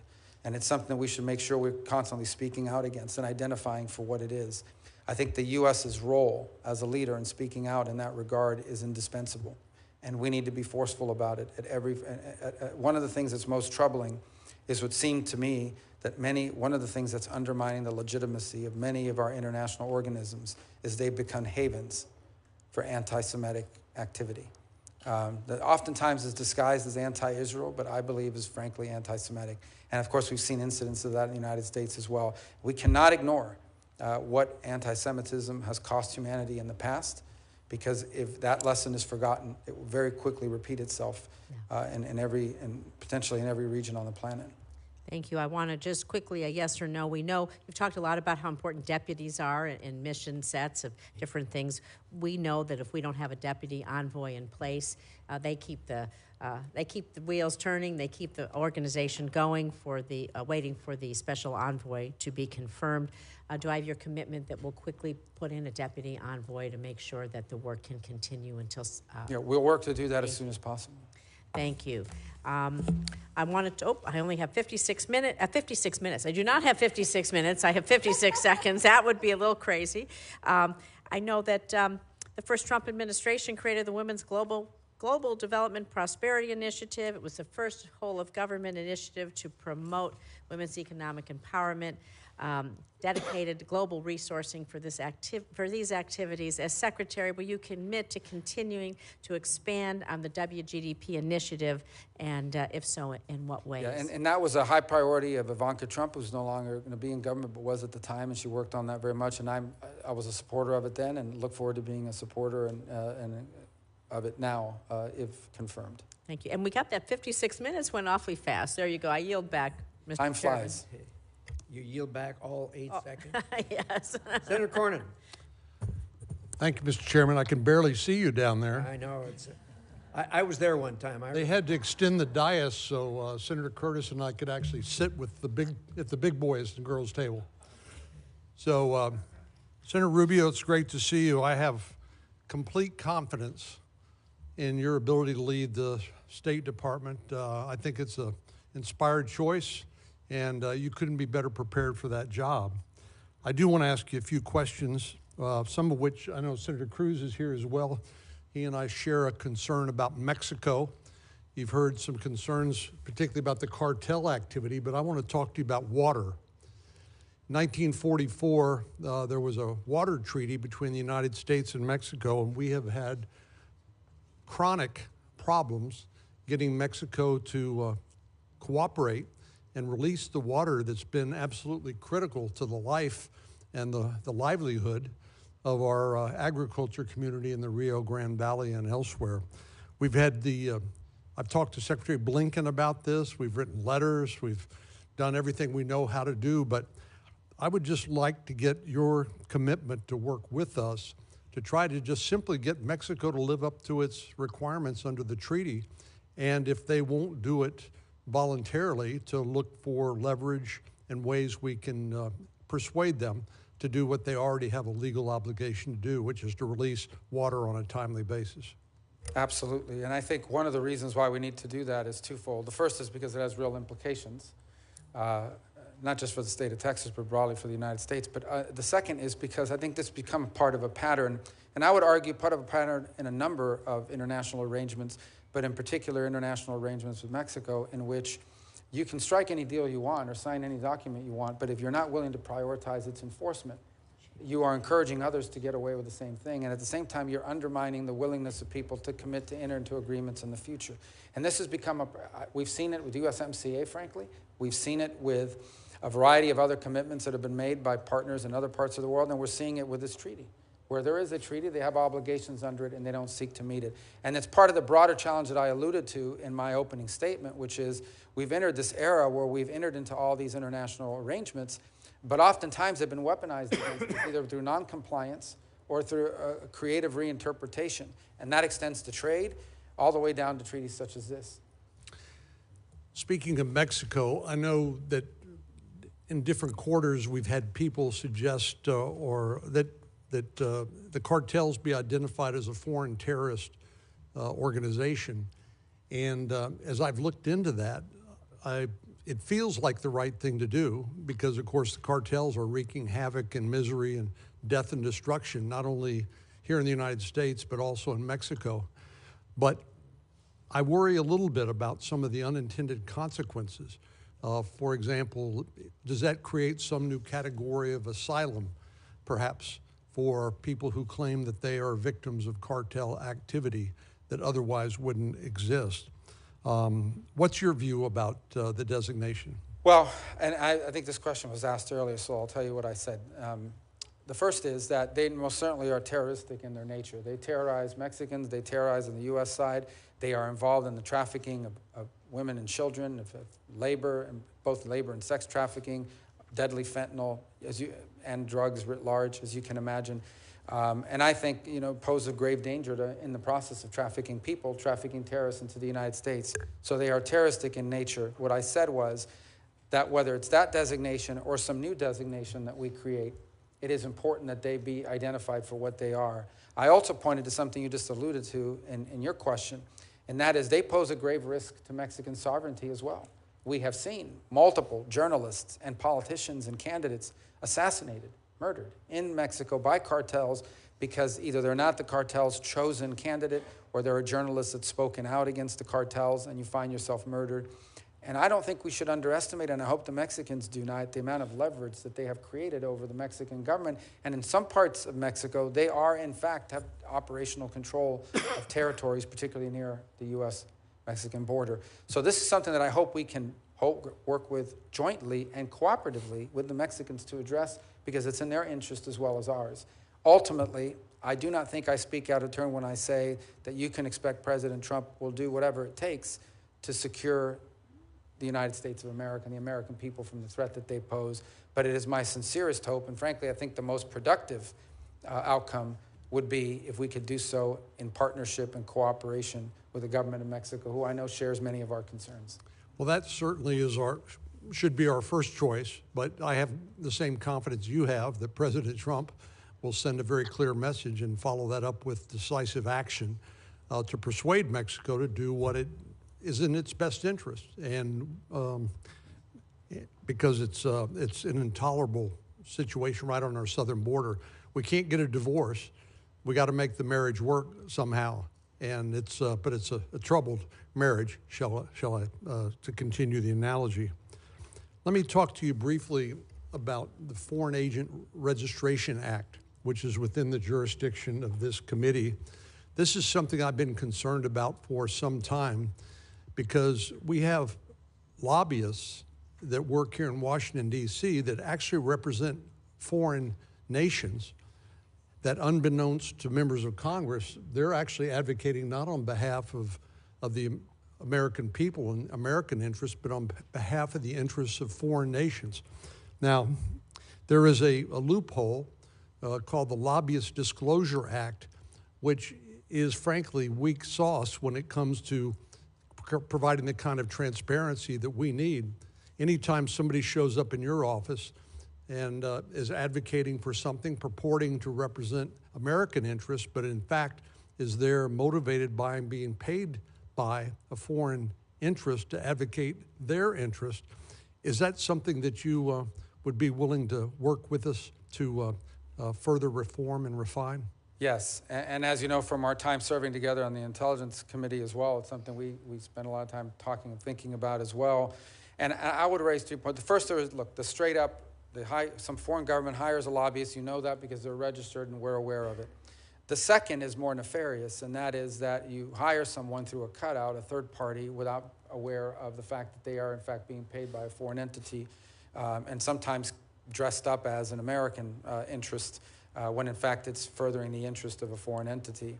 And then the third, and it's one that I don't think gets talked about enough and it isn't covered by this law, but it needs to be said, is some of the most effective and vociferous lobbyists on behalf of Chinese interests in the United States for a long time was U.S. corporations, who had a pretty good deal going in China with regards to manufacturing and the like, and would come here and argue in favor of outcomes and policies that favored China. And by the way, China would weaponize this openly. They would, in fact, bring in CEOs of corporate America and encourage them to go back and talk to your member of Congress and tell them they better not do that, because if they do, companies like yours are not going to do very well in China. And that was weaponized against us, too. That's not illegal, but it's most certainly troubling and something we need to have our eyes open to as well as we move forward. Well, that's a perfect segue into my last question, and this has to do with outbound investment transparency. As you know, the Senate has passed legislation providing for a reporting requirement for American companies who are investing in China. It's not a prohibition, it's merely a disclosure requirement, because the unique circumstances that you're well aware of that China provides. There is no division between civilian civilians or the private sector and government. Under Chinese law, the private sector, so-called private sector, is required to share any and all information that might be of use to the People's Liberation Army or to the Chinese intelligence agencies. And it is not a stretch to say that due to the tactics of people like, or strategies really, of people like Deng Xiaoping, who said, hide your motives and bide your time, we've seen massive U.S. investment in China, which has not only helped them rebuild their economy, which is fine, but more ominously rearm their military, modernize their military so that they become a threat not only to their neighbors in the region, but to world peace. We can all imagine a nightmare in which China decides to take Taiwan, which President Xi said he's committed to do. So I think it just makes sense for us to have more transparency so that as policymakers, we can then figure out what is the right policy. I could care less whether American companies want to build more Burger Kings or Starbucks in China, but I do care if American companies are investing in dual-purpose technology or in ways that would undermine the national security of the United States. Do you share that concern? Absolutely, and in fact, I shared it beyond just simply what you've discussed. This was a few years ago when the Thrift Savings Plan, the retirement, 401k basically for federal workers, was investing in funds that are going directly to Chinese military use. So you think about it, there were people serving in the armed forces of the United States whose retirement funds were being invested in companies that were building the weapons designed to one day blow the ship that they served on, even the Indo-Pacific. And in the case of other private sectors, you're right, every sector is not created equal in terms of the threat they pose to our country. But at a minimum, we should have insight into whether American investment dollars, be they institutional or individual, are going through the funding of activities designed to undermine the United States of America. That's a core national security interest. Thank you, and Godspeed. Senator Kane. Thank you, Mr. Chair. Ranking Member Shaheen, welcome the opportunity to work with you in this Congress. Senator Rubio, congratulations on your nomination. If you're watching the hearing, you probably notice senators coming in and out, and most people understand why that is, but for those who don't, we have a lot of other hearings, a lot of other responsibilities. We get in a queue and kind of know when our questioning time is coming up. I decided that I would show up, albeit 11 minutes late, and stay because this is so important to the country and to me. But I think for those of you who have watched this hearing that was gavelled in at 10, what you've seen is a nominee who is extremely well prepared.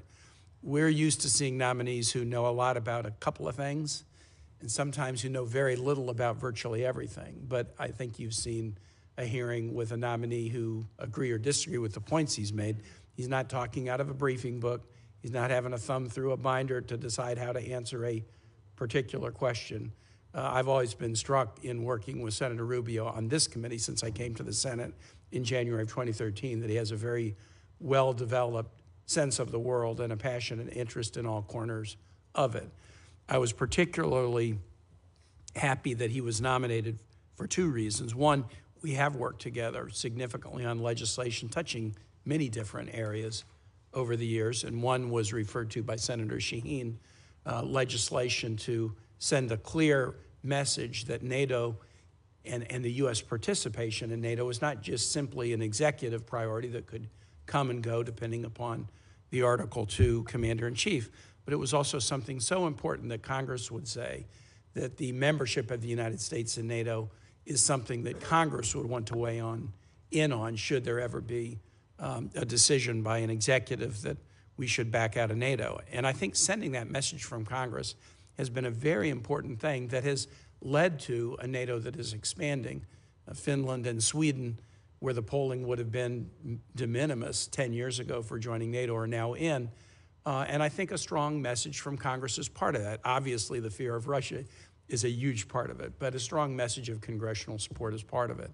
I'm particularly proud that the Virginia National Guard has now struck a deal under the State Partnership Program where we are partners with the military in Finland, a very capable military. And the first exercises of the Virginia Guard with the Finnish military will start next month. I'm very excited about that. The second reason I was particularly gratified to see Senator Rubio nominated for this position is he cares about the Americas.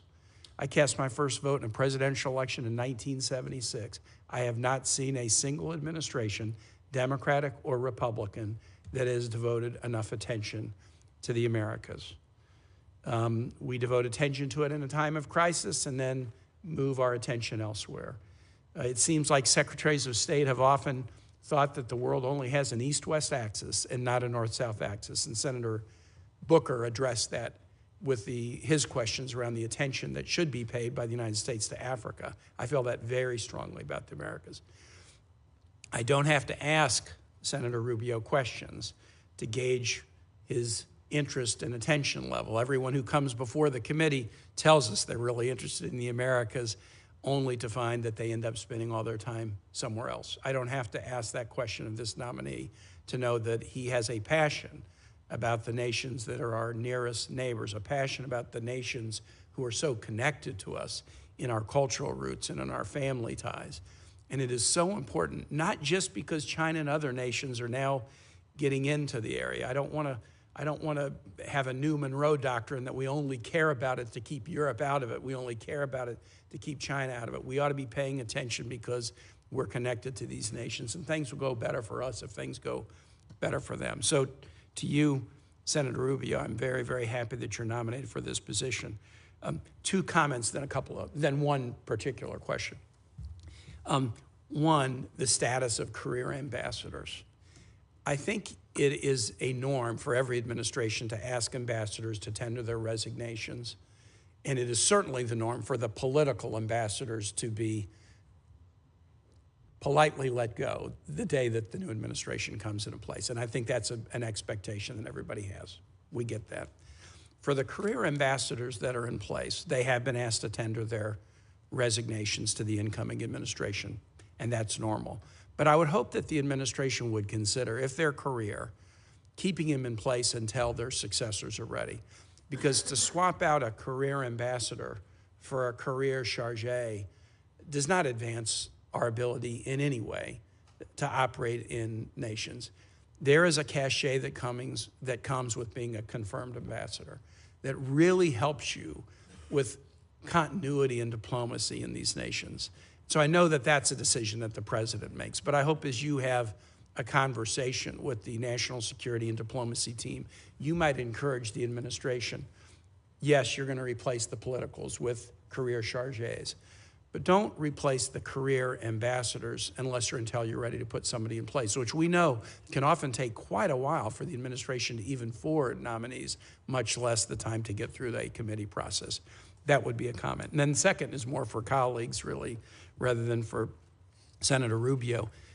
One thing I've tried to be consistent on in my service on this committee is fight against unilateral executive application of military power unless it's in pure instances of imminent self-defense, active self-defense or self-defense against imminent hostilities. And I have been able to get this committee to pass significant war powers resolutions under 3 different presidents now. President Obama, a Democrat, President Biden, a Democrat, and President Trump, a Republican. And I just wanted to assure everybody that I'm going to continue to be a stickler that the nation shouldn't be at war without a vote of Congress, except in the instances of imminent self-defense.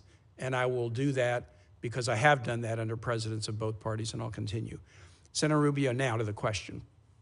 And you alluded to this very briefly in one of the comments that you made about the nation of Paraguay. Not only do we not devote enough attention to the Americas, but when we do, we devote attention to the headaches.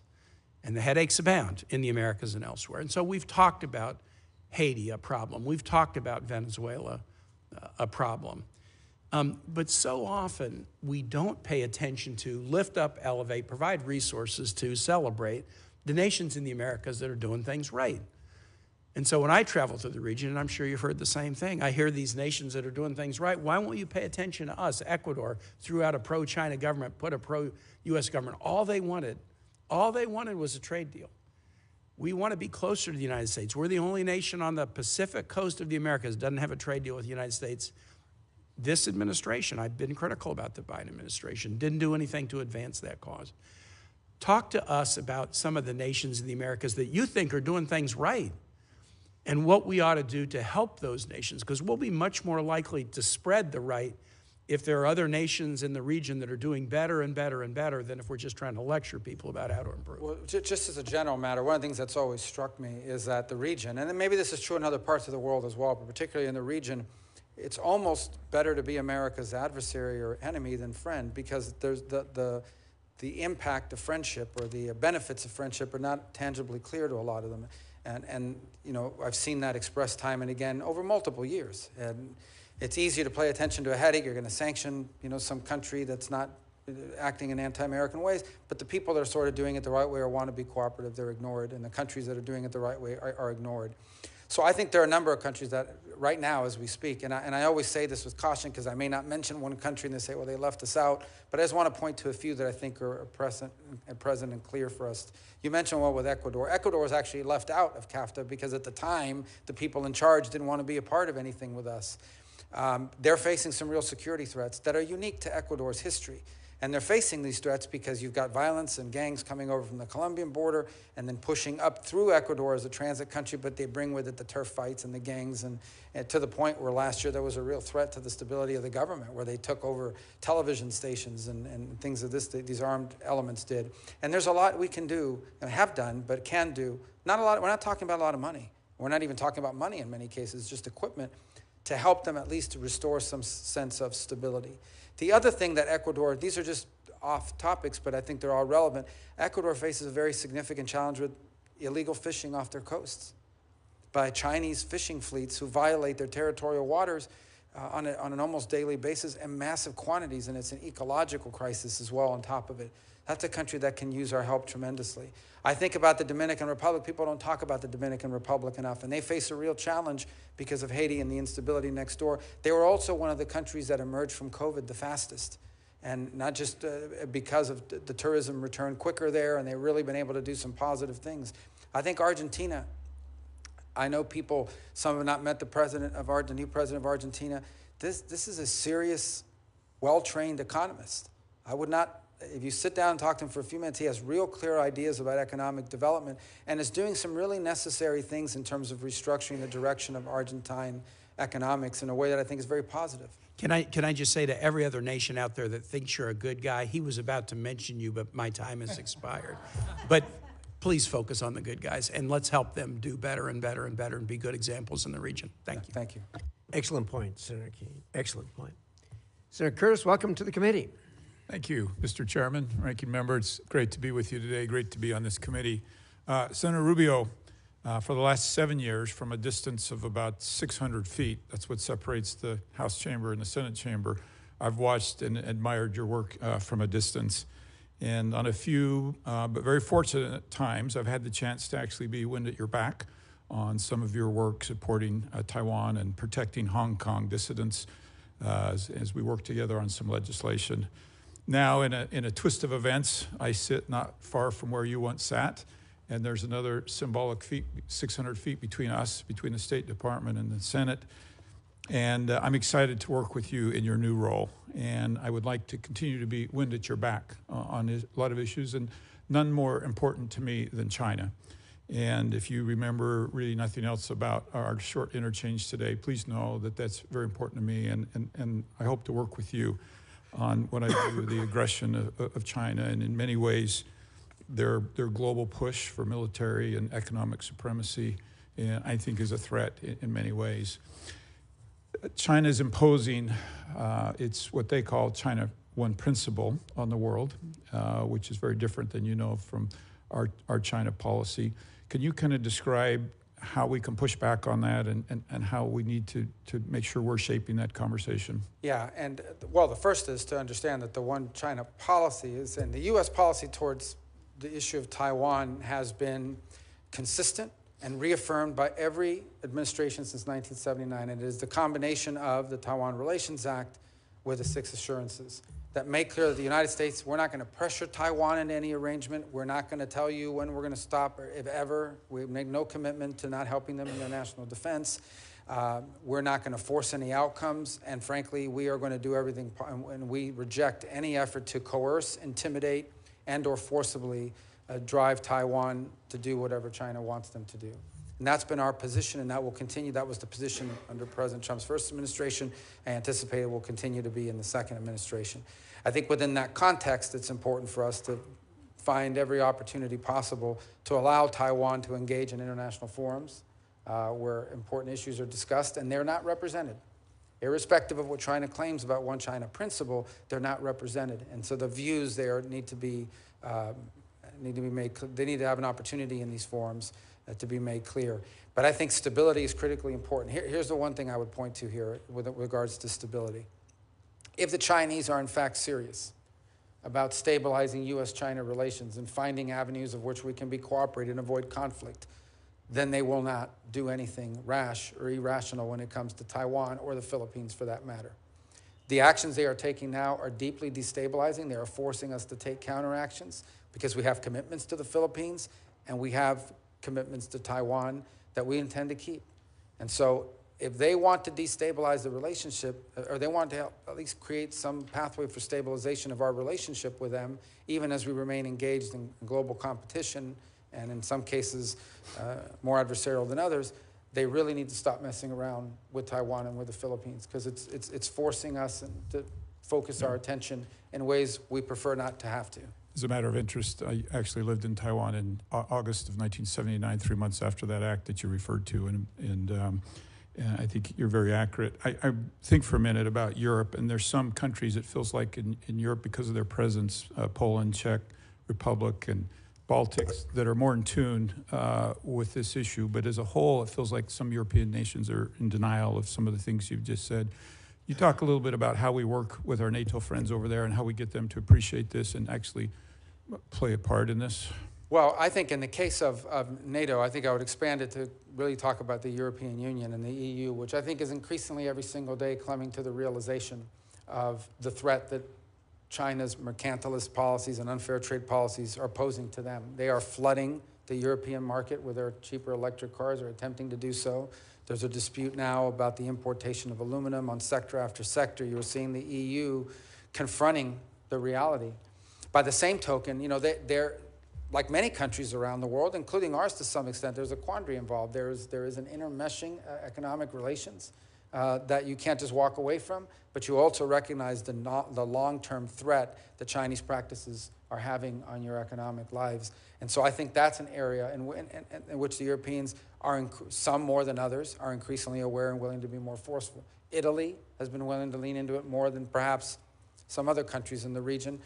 Hopefully that will continue to change. On the security front, look, an event in the Indo-Pacific, say, let's leave Taiwan out of it for a moment and say it's the Philippines. Okay, in the last 48 hours, there's this massive, I don't even know how to describe it, but this massive ship that the Chinese have built that's like headed towards the Philippines, and the Philippines feels threatened by it, rightfully so. We've seen this on a daily basis with the harassment and so forth, but on a daily basis. If, God forbid, there is some miscommunication or some inadvertent conflict emerges there, and we have obligations to them, the impact that will have on the entire globe, the impact that it will have on the entire globe is enormous, and that includes Europe. So they have a selfish, vested interest in seeking for the Chinese to curb their behaviors. I would also point to the Europeans that what the Russians have done with Ukraine would not have been possible without the assistance of China, whether it's the sharing of technology or aid in evading sanctions or selling their oil in secondary markets. The Chinese have been hidden, but clear to everyone watching, partners in the Russian endeavor. Yeah. And the Europeans know this, and they need to be continually reminded of it, because it reveals the nature of who we're dealing with. That was actually my next question, so I'm going to skip that one, but thank you for addressing that. I want to turn to Hong Kong. I mentioned I lived over in that area, and I actually remember as a young man in the 1980s shopping for a camera in Hong Kong. As a businessman in the 2000s, I tried to sell my product over there in Hong Kong. I've been over there a number of times as a tourist and just enjoyed that beautiful city. And unfortunately today, none of that is possible. As a matter of fact, I actually have a warrant for my arrest over there because of the work in the house that I've done over there. Can you talk a little bit about the role there, and what's even worse is Hong Kong's now playing a role in facilitating sanctions evasion and money laundering, And can you address that issue? And Well, I think it's important to take 30 seconds down memory lane. Hong Kong was turned over by the UK with a strong set of assurances that it would remain autonomous and independent. It would be governed by the Chinese, but independent. They would have a democracy. There would be free enterprise. They would be left alone. In essence, they would, that's the promises they made. They have violated over time, they violated every promise. They basically broke the deal. Just like they lied about all the island chains that they said they weren't going to populate and militarize, and they have done so as well. And so today, we cannot consider Hong Kong to truly be autonomous anymore. It is not. It is now under the full control, especially on national security matters, of Chinese authorities. And it should not be surprising to us that these deeply rooted banking institutions that are in Hong Kong, who long have served as financial capital on the global scale, are now being used to the benefit of the communist